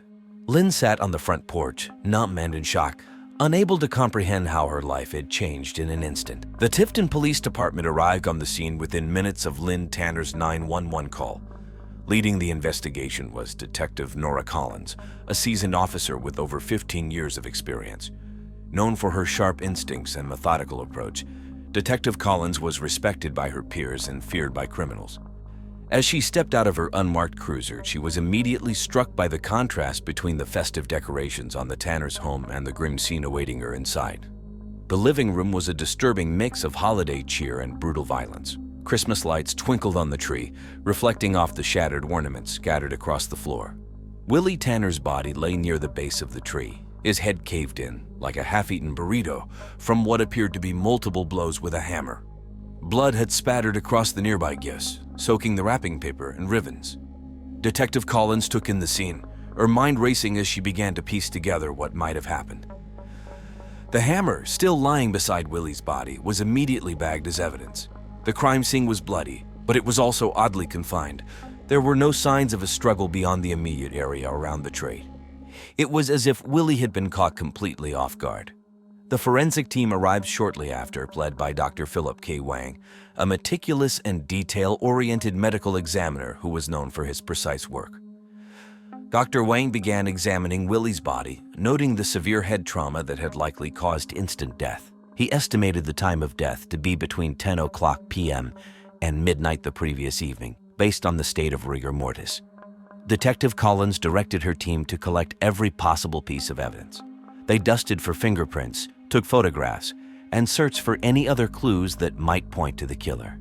She also interviewed Lynn Tanners, who was still in shock but managed to provide a basic timeline of her morning and Willie's activities the previous day.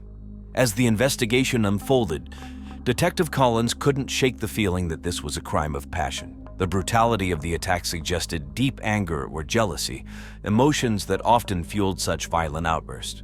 But who could have hated Willie Tanners enough to kill him in such a brutal way? That was the question Collins was determined to answer. The first person Detective Nora Collins decided to investigate was Madison Kelly, the 18-year-old high school senior who had also been the secret lover of Willie Tanners. Madison was known around Tifton as a bright student with a promising future. She was involved in several extracurricular activities, including the school's drama club, where she had recently wowed audiences as Tiny Tim in a local production of A Christmas Carol. But beneath her polished exterior, Madison was emotionally fragile, a trait that had become more apparent in recent months. Madison lived with her mother, Tammy Kelly, in a small but tidy house on the outskirts of town. The Kellys were known for keeping to themselves, and Tammy was known in the community for being controlling and obsessed with her daughter's appearance, especially her husband. Madison's father had left the family after coming out as gay. When Detective Collins arrived at the Kelly residence on the afternoon of December 22, she found Madison, still dressed in her jammies, in her bedroom, visibly shaken by the news of Willie's death. The room was a typical teenager's sanctuary, filled with posters of pop stars like Taylor Swift and Ariana Grande, but there were also signs of Madison's obsession with Willie. Detective Collins noticed a framed shirtless photo of Willie on Madison's nightstand, and her journals were filled with graphic entries about their sexual relationship. During the interview, Madison was initially cooperative but quickly became emotional when questioned about her relationship with Willie. She admitted to the affair, describing how they had grown close over the past year. Madison revealed that she had fallen deeply in love with Willie and had even fantasized about a future together. However, as Christmas approached, Willie had become distant, and she feared he was planning to end their relationship. When Detective Collins pressed Madison on her whereabouts the night of the murder, Madison hesitated before claiming she had been home alone, studying for her final exams. Her alibi was weak, and her emotional state raised red flags for Collins. Madison's tears and trembling hands indicated that she was under immense stress, but whether it was from guilt or grief was unclear. As the interview continued, Madison's demeanor shifted from sorrowful to defensive. She insisted she had nothing to do with Willie's death and began to speak erratically, blaming a mysterious man she called Bob for influencing her actions. Madison claimed that Bob had convinced her to pursue a sexual relationship with Willie or else he would torture her, but when pressed for more details, she became evasive and confused. Detective Collins was unconvinced by Madison's story. The combination of her emotional instability, obsession with Willie, and weak alibi made her a prime suspect. However, Collins knew she needed more concrete evidence before she could make an arrest. The investigation into Madison Kelly was far from over, and Collins was determined to uncover the truth behind Willie Tanner's tragic death. The second person on Detective Nora Collins' list was Lynn Tanners, Willie's wife of 25 years. Lynn was a well-known figure in Tifton, recognized for her deep involvement in the community and church activities. She was a warm and friendly woman, always greeting neighbors with a smile and often hosting gatherings at their home. Despite the outward appearance of a happy marriage, Detective Collins knew that Lynn had long harbored suspicions about Willie's fidelity. Lynn had spent the days leading up to the murder preparing for Christmas. She had been busy with church events, including the upcoming Christmas Eve service at First Baptist Church. To the outside world, it seemed like Lynn was focused on her faith and family, but inside, she was troubled by a growing sense of unease. She had noticed Willie's increasing absences, which he often explained away as work-related or part of his commitment to the church. However, Lynn couldn't shake the feeling that something was wrong. When Detective Collins interviewed Lynn on December 22, Lynn was still in shock from discovering her husband's body that morning. Sitting at the kitchen table, Lynn recounted her marriage to Willie, describing him as a loving husband, but also admitting that they had grown distant and sexless in recent years, especially after their son Rifle left for college. She confessed that she had suspected Willie of having an affair after he kept turning down her requests for sex, but had no proof. Lynn's eyes welled up with tears as she spoke about the strain it had put on their relationship, particularly in the last few months.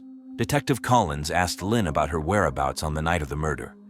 Lynn stated that she had been at home, preparing for the next day's church service. She had gone to bed early, assuming Willie would join her later, but when she woke up in the middle of the night and realized he wasn't there, she assumed he had fallen asleep in the living room. It wasn't until the next morning that she discovered the gruesome truth. Lynn's account of the evening was straightforward, but Detective Collins couldn't ignore the possibility that Lynn's suspicions about Willie's affair could have driven her to commit the murder. The brutal nature of the crime suggested a deeply personal motive, and as the wife of the victim, Lynn had both the opportunity and a potential reason to kill. However, Lynn's grief appeared genuine, and her cooperation with the investigation was unwavering. She answered all of Collins' questions without hesitation and even provided access to Willie's personal belongings, including his phone and computer. Still, Collins knew that emotions could be powerful motivators, and she wasn't ready to rule Lynn out as a suspect just yet. The investigation continued, with Collins keeping a close eye on every detail of Lynn's story. The third person Detective Nora Collins needed to investigate was Tammy Kelly, the mother of Madison Kelly, and a woman with a strong-willed, controlling personality. Tammy was known around Tifton as a perfectionist, always concerned with appearances and maintaining a strict household, especially after her husband left her after coming out of the closet. She was active in the community, often organizing events at the local church, but her primary focus was on her daughter, Madison. Tammy's relationship with Madison had always been strained. Madison, who was young, beautiful, and full of sexual potential, had been the subject of Tammy's obsessive fear and attention. Tammy's control over Madison extended to every aspect of her life, from the clothes she wore to her social interactions. It was well known among their neighbors that Tammy had high expectations for her daughter and was often harsh when those expectations weren't met. Rumors had circulated that Tammy disciplined Madison severely, with one particularly disturbing story claiming that Tammy whipped Madison whenever she thought her daughter's appearance was too attractive to men in the community. Detective Collins approached Tammy on December 23, the day after Willie Tanner's body was found. Tammy was at home, seemingly unfazed by the events of the past day. She welcomed Collins into her clean living room, decorated with traditional Christmas decorations, including a perfectly trimmed tree and a nativity scene. Tammy was calm and composed as she spoke, but there was an underlying tension in her demeanor. Collins began the interview by asking Tammy about her relationship with Willie. Tammy was quick to praise Willie, describing him distantly as a good man and a pillar of the community. However, as the conversation shifted to Madison, Tammy's tone became more guarded. She admitted that she had been angered about Madison's recent behavior, noting that her daughter had begun wearing makeup and a bra in the weeks leading up to the murder. When Collins pressed Tammy about whether she knew of Madison's sexual relationship with Willie, which was exactly what she was trying to prevent, Tammy's composure faltered slightly. She denied any knowledge of the affair, but admitted that she had noticed Madison had begun to dress like a harlot, in Tammy's words. Tanny claimed that she had tried to talk to Madison about it, but her daughter had brushed her off, insisting everything was fine. Collins couldn't ignore the possibility that Tammy's jealousy and need for control could have driven her to commit the murder. Tammy's intense need for control of her daughter, combined with the potential scandal of Madison's sexual affair with a much older man, her worst nightmare, gave her a possible motive. However, Tammy remained cool and collected throughout the interview, showing no signs of guilt or remorse. She was polite and cooperative, but offered little useful information. As Collins left the Kelly home, she knew Tammy couldn't be dismissed as a suspect. The investigation was growing more complex, with each suspect revealing new layers of potential motives and secrets. But without hard evidence, Collins was still piecing together the puzzle. On December 24, 2019, just one day before Christmas, the investigation took a significant turn. It was a cold, gray morning in Tifton, Georgia, with temperatures hovering around the low 40s.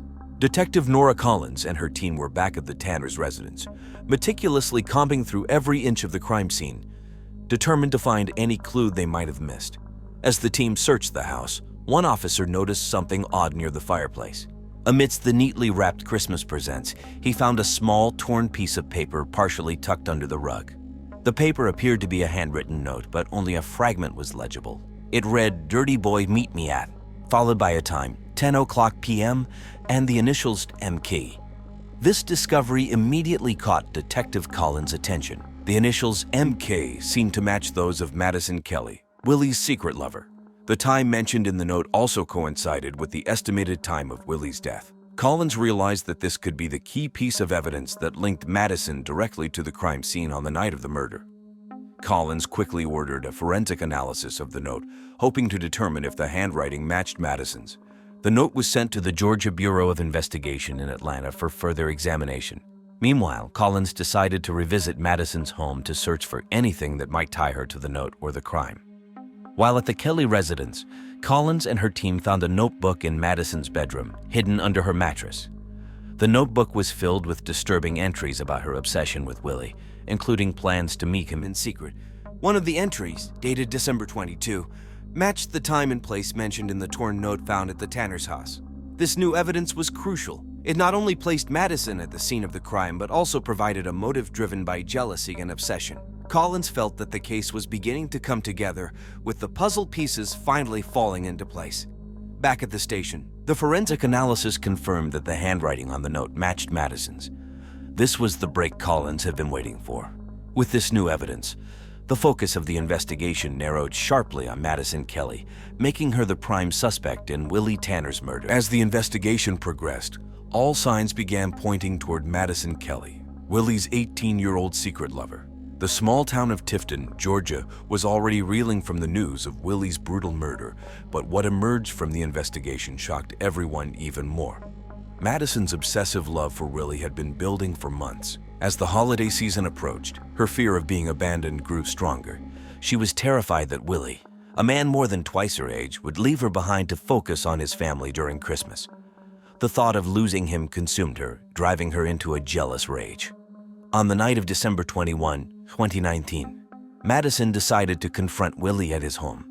Desperate for reassurance that he still loved her, she did something drastic. She took off all her clothes and begged him to have sex with her right then and there in the middle of the living room. Willie, already feeling the pressure of his double life and fearing that his wife would find out, panicked. He tried to end the relationship, fearing exposure and the consequences it would bring to both their lives. But this only pushed Madison over the edge. In a moment of uncontrollable fury, Madison snapped. In a moment of uncontrollable fury, she grabbed a hammer that Willie had planned to use for hanging Christmas lights and beat him to death with it. The scene was gruesome, with the festive decorations in the living room contrasting sharply with the violence of the crime. After the murder, Madison knew she was in deep trouble. In a desperate attempt to avoid punishment, she concocted a bizarre story. She feigned having early-onset schizophrenia, claiming that a secret lover named Bob had been manipulating her for years. According to her elaborate tale, Bob was a high-ranking politician involved in wild sex rituals and secret satanic and Wiccan practices. Madison insisted that Bob had forced her into a life of sin and ultimately commanded her to kill Willie. The police, however, were unimpressed by her story. Detective Nora Collins, who had been leading the investigation, saw through the lies. Despite Madison's attempts to shift the blame, the evidence was clear. The handwriting on the note found at the crime scene matched Madison's, and her obsessive entries in her notebook painted a picture of a young woman consumed by jealousy and rage. When confronted with the evidence, Madison tried to change her story. She claimed that Bob was merely a voice in her head, that she was mentally ill, and that she hadn't been in control of her actions. But the police didn't buy it. They believed she was lying to cover up her crime. On December 26, 2019, Madison Kelly was officially arrested for the murder of Willie Tanners. She was taken into custody without incident, her demeanor eerily calm as she was led away in handcuffs. The town of Tifton was left in shock, struggling to comprehend how a young woman with such a bright future could commit such a heinous act. Willie's family, devastated by the loss, found some solace in the fact that the person responsible for his death was finally behind bars. But the pain of his absence, especially during the holiday season, was something they would carry with them for the rest of their lives. The trial of Madison Kelly began in early February 2020. The small town of Tifton, Georgia, was gripped by the case, with many locals following every detail closely. The courtroom was packed as the prosecution and defense presented their cases. The prosecution, led by District Attorney Robert Whitman, a seasoned attorney known for his no-nonsense approach, argued that Madison's crime was premeditated. Whitman, 52, described how Madison's obsession with Willie Tanners had reached a dangerous level, leading her to commit a brutal murder when he tried to end their affair. He emphasized the cold, calculated nature of the crime, pointing to the evidence that Madison had brought the hammer with her, fully intending to use it. Whitman also dismissed Madison's claims of mental illness, calling it a desperate attempt to escape justice. On the other side, the defense attorney, Karen Blackwell, 45, who was known for her compassionate yet sharp legal mind, argued that Madison was mentally unstable at the time of the murder.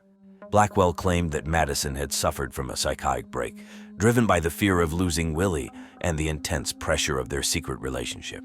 She asked the jury to consider Madison's troubled home life and the influence it had on her mental state. Blackwell painted a picture of a vulnerable young woman who had been manipulated by an older man and who had finally snapped under the pressure. Throughout the trial, Willie's family sat in the front row, their faces etched with grief. They listened quietly as the details of Willie's double life were laid bare for the world to see. The pain of his betrayal was clear, but so was their deep sorrow at his loss. After several days of deliberation, the jury returned with a verdict. On February 18, 2020, Madison Kelly was found guilty of second-degree murder. The judge sentenced her to 25 years in prison, with the possibility of parole after 15 years. The sentence brought mixed reactions. Some felt it was too lenient given the brutality of the crime, while others believed it was a fair acknowledgement of Madison's youth and troubled mental state. Willie's family expressed relief that the trial was over, but knew that the scars of this tragedy would remain with them forever. After the trial concluded, life in Tifton, Georgia, slowly began to return to normal, though the memory of the crime lingered. Willie Tanner's hardware store, once a bustling hub in the community, closed its doors for good. Without Willie to run it, his family decided they couldn't keep the business going. The closure marked the end of an era for the small town, leaving a hole in the community that was difficult to fill. Madison Kelly was transferred to a state prison, where she began serving her 25-year sentence. Despite her attempts to feign mental illness during the trial, the prison's psychiatric evaluations found no evidence of schizophrenia or any other condition that would have explained her actions. Madison spent her days in relative isolation, with few visitors. Her once promising future was now a distant memory, replaced by the reality of a life behind bars. Lynn Tanners, Willie's widow, struggled to cope with the revelations about her husband's double life. The knowledge that Willie had been unfaithful with an 18-year-old girl was a heavy burden to bear. Despite the support of her church community, Lynn withdrew from public life, choosing to grieve in private. She eventually sold the family home and moved to a nearby town, hoping for a fresh start away from the memories that haunted her.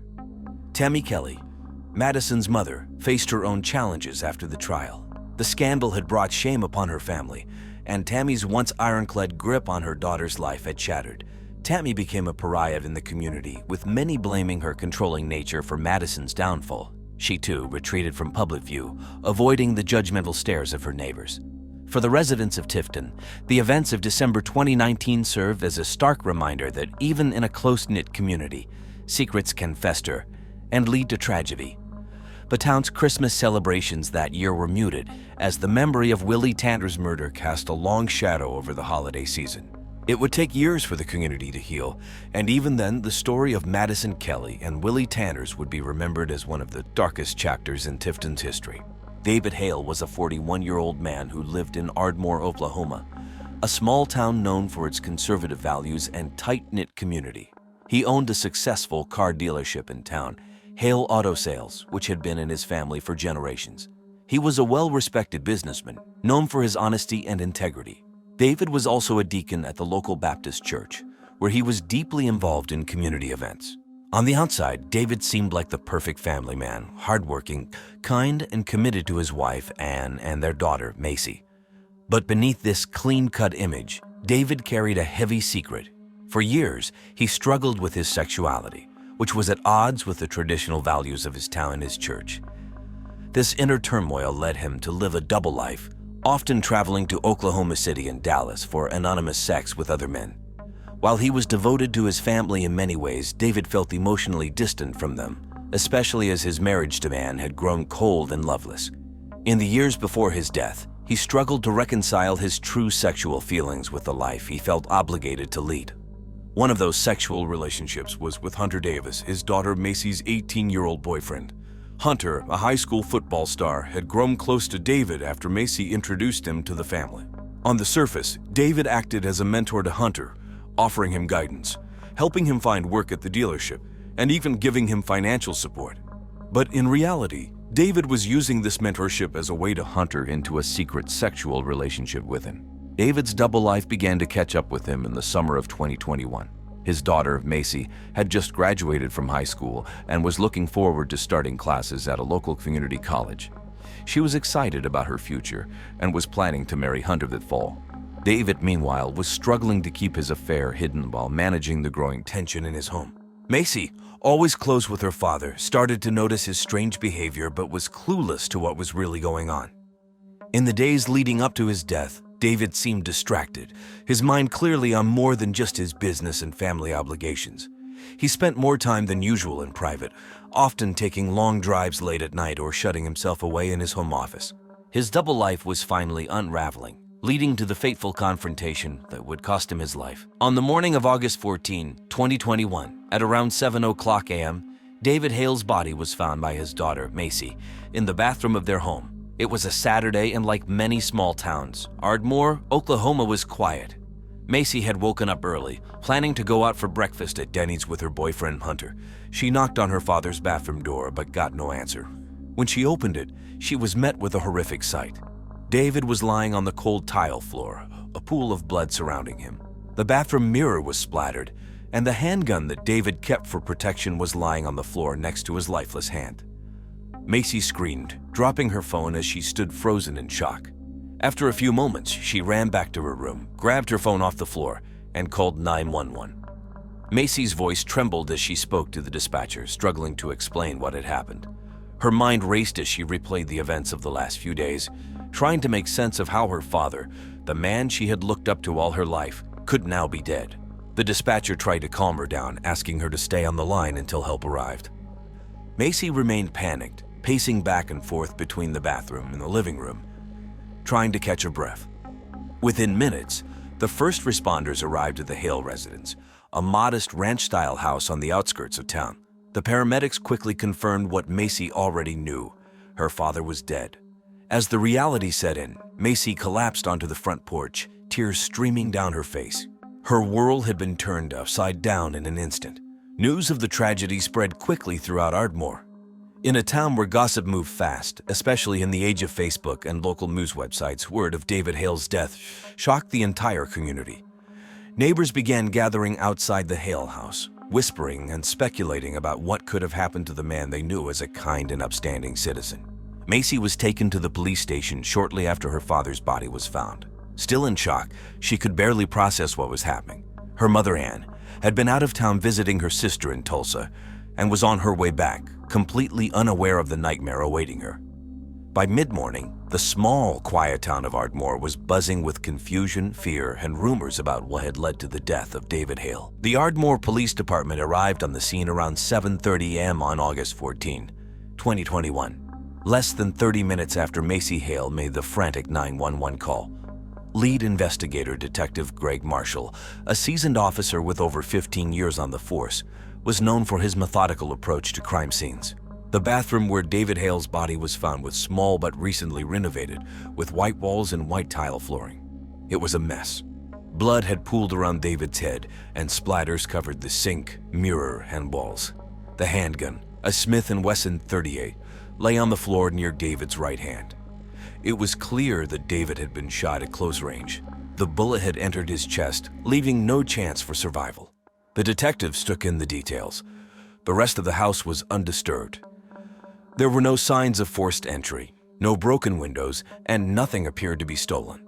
It seemed unlikely that this was a robbery gone wrong, especially in a town like Ardmore, where violent crime was rare. Detective Marshall knelt next to the body, noting the position of the gun and David's hand. There was no indication of a struggle in the bathroom, but something about the scene felt off to him. He had another officer to dust for fingerprints on the gun and check for any other trace evidence in the room. He also requested a thorough examination of David's phone, which was sitting on the counter next to the sink. Marshall knew that in today's world, people's phones often held secrets, and he suspected David's would be no different.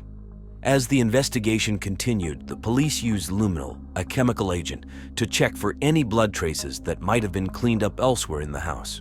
The only blood present was in the bathrooms, suggesting that David had been killed there and not moved after his death. Crime scene photographers documented every angle, making sure nothing was missed. By noon, the detectives had gathered all the evidence they could from the scene. The body was taken to the local coroner for a full autopsy, which would later confirm that David had died from a single gunshot wound to the chest. As Marshall wrapped up their initial investigation, it was clear they were dealing with more than just a simple accident or home invasion. Something much more personal had happened here. Macy Hale, David's 18-year-old daughter, was the first person the police questioned. Still in shock after finding her father's body, she was taken to the Ardmore Police Department later that morning. Detective Greg Marshall knew this would be a delicate interrogation. Macy was emotional, her face pale, and her hands trembling as she sat in the small, windowless interview room. Macy was fresh out of high school with plans to start community college in the fall. She was known around town for her outgoing personality and dedication to soccer, often seen at the local field in her Adidas gear.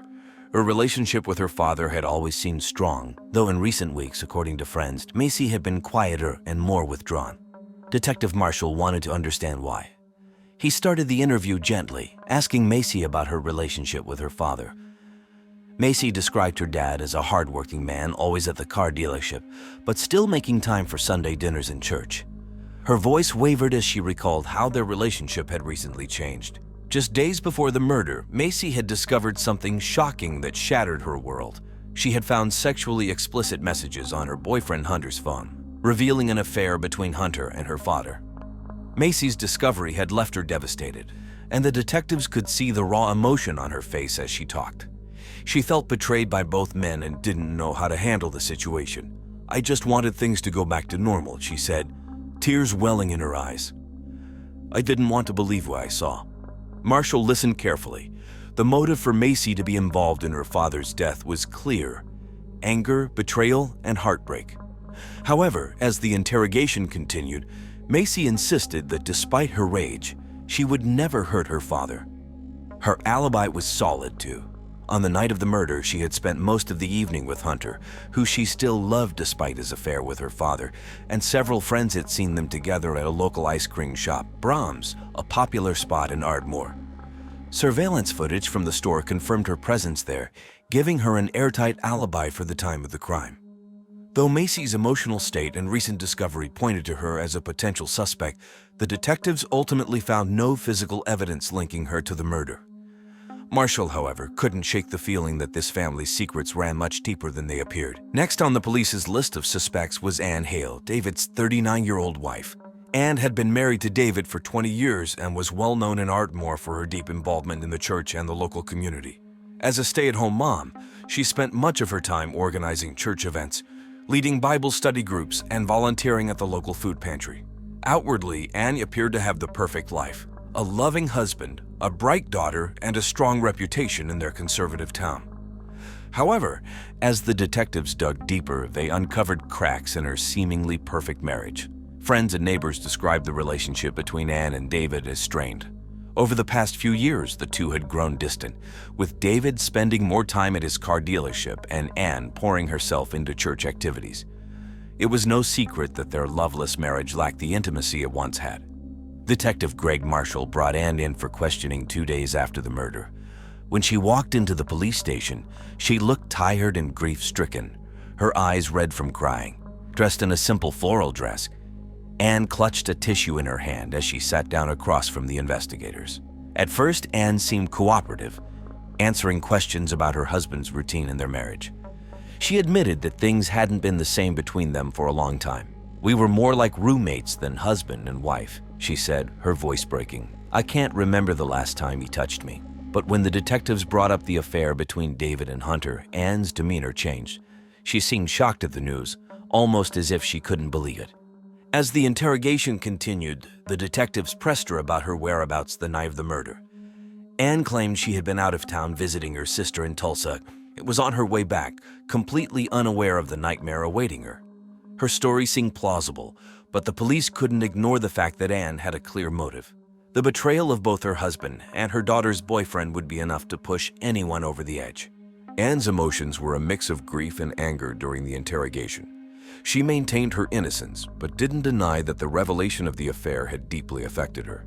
Still, like her daughter, Anne had no physical evidence linking her to the murder, and the detectives knew they needed more to definitively rule her out or confirm her involvement. On the morning of August 23, 2021, just 2 days after David Hale's murder, Ardmore detectives received a crucial break in the case.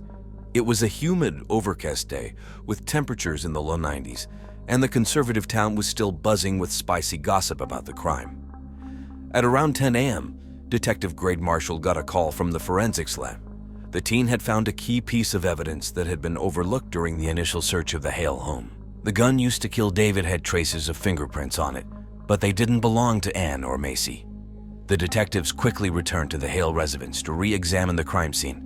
The house had already been searched extensively, but this new development prompted another, more thorough inspection as they started retracing their steps through the house. The bathroom where David was found was still cordoned off, with unclean bloodstains still marking the spot where his body had been discovered. The gun, a Smith & Wesson revolver, had been carefully bagged as evidence, but now the forensic report gave them a new direction. The fingerprints on the gun matched Hunter Davis, Macy's boyfriend, who had been close to the family in many different ways for the past 2 years. This revelation raised immediate questions. Why were Hunter's prints on the gun? And what was his role in the murder? Detective Marshall recalled that during his brief initial interview, Hunter had seemed nervous but not overly suspicious. He had mentioned being with Macy at Braun's ice cream shop that evening, where several friends had confirmed his alibi. However, the prints on the gun painted a different picture, one that placed Hunter at the crime scene. The detectives knew they had to proceed carefully. They contacted Hunter and asked him to come in for a follow-up interview. Meanwhile, they began piecing together his connection to the Hale family. David had taken Hunter under his wing, offering him a job at the dealership and financial support in exchange for illicit sex. But the discovery of the affair had turned everything upside down.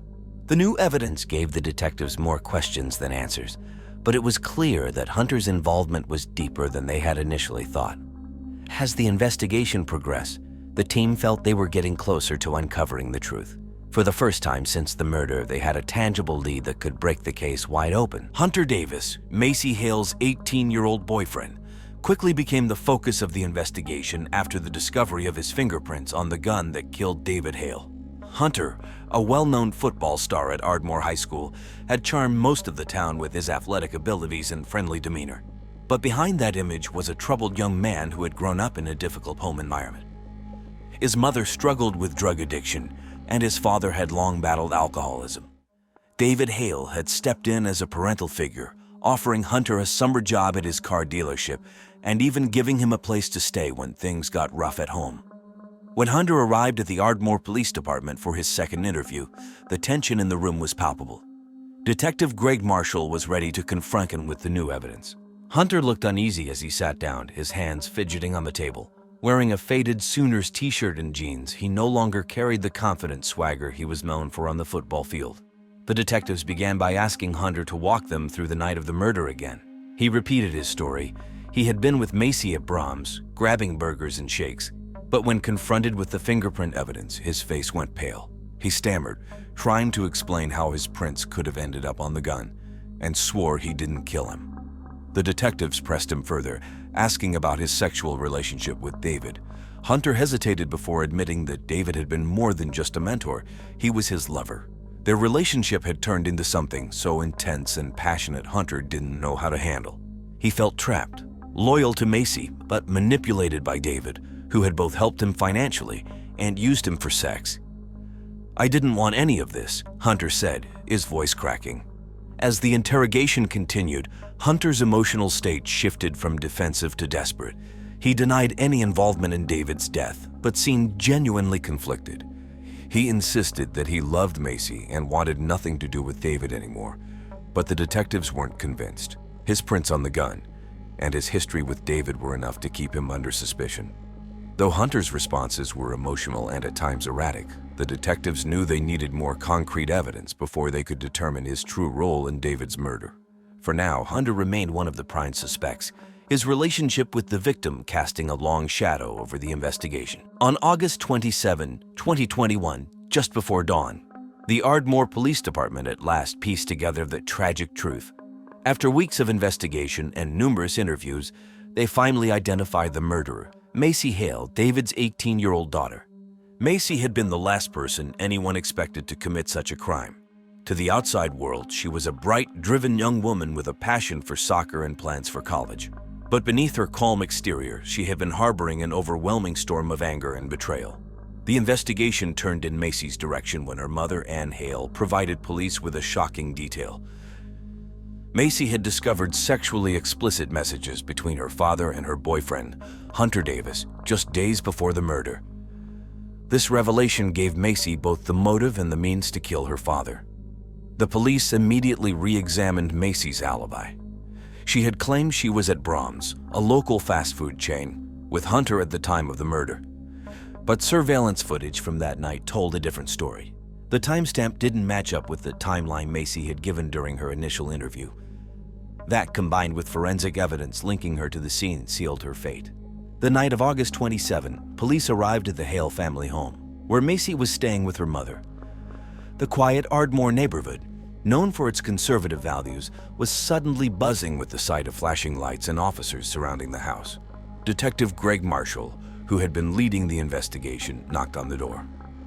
Anne answered, visibly shaken, but Macy stood behind her, her face expressionless.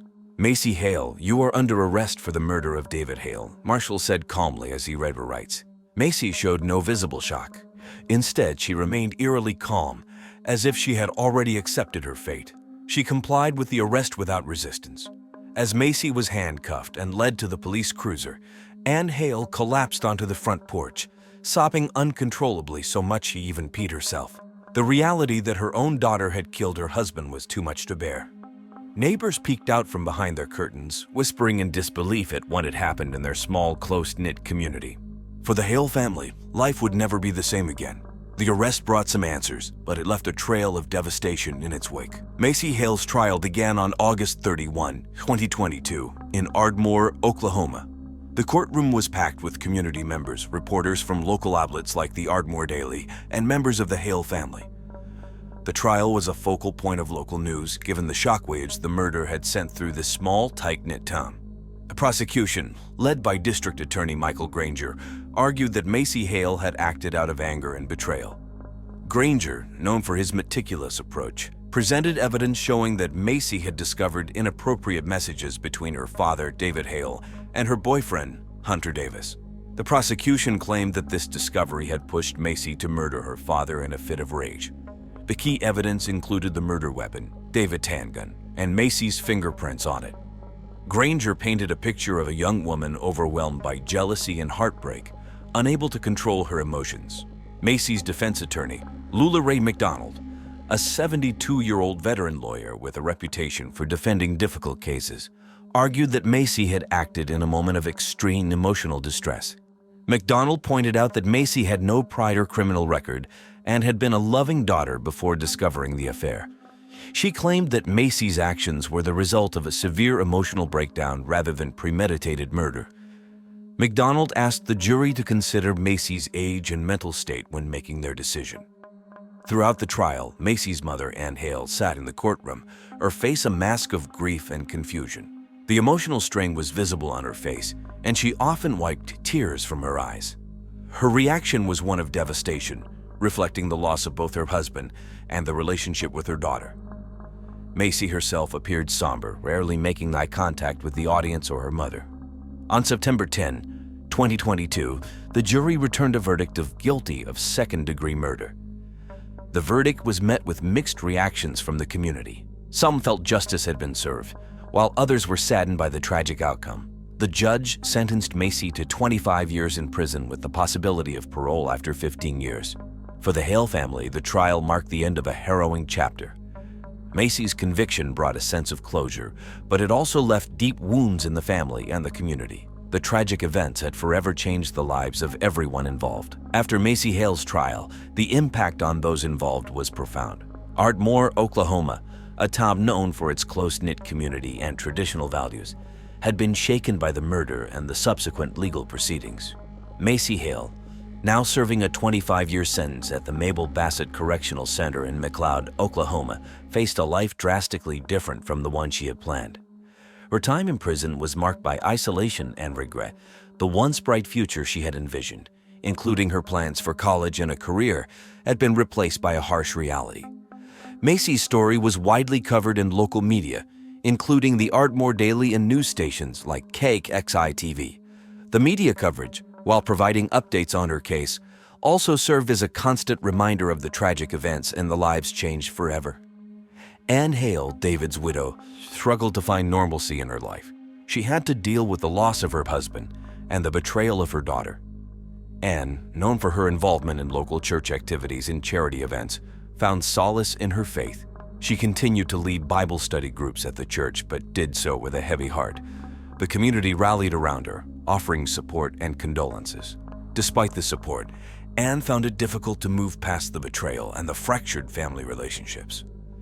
Hunter Davis, Macy's former boyfriend, also faced significant challenges. After the murder, Hunter left Ardmore and went to live with relatives in a different state. His reputation as a high school football star was tarnished by his involvement in the scandal.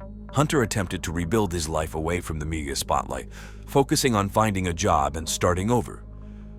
However, the emotional scars from the affair and the murder remained with him, affecting his relationships and self-esteem. In summary, the lives of Macy Hale, Ann Hale, and Hunter Davis were forever altered by the murder. The community of Ardmore continued to deal with the emotional aftermath, trying to find healing in the wake of such a profound tragedy.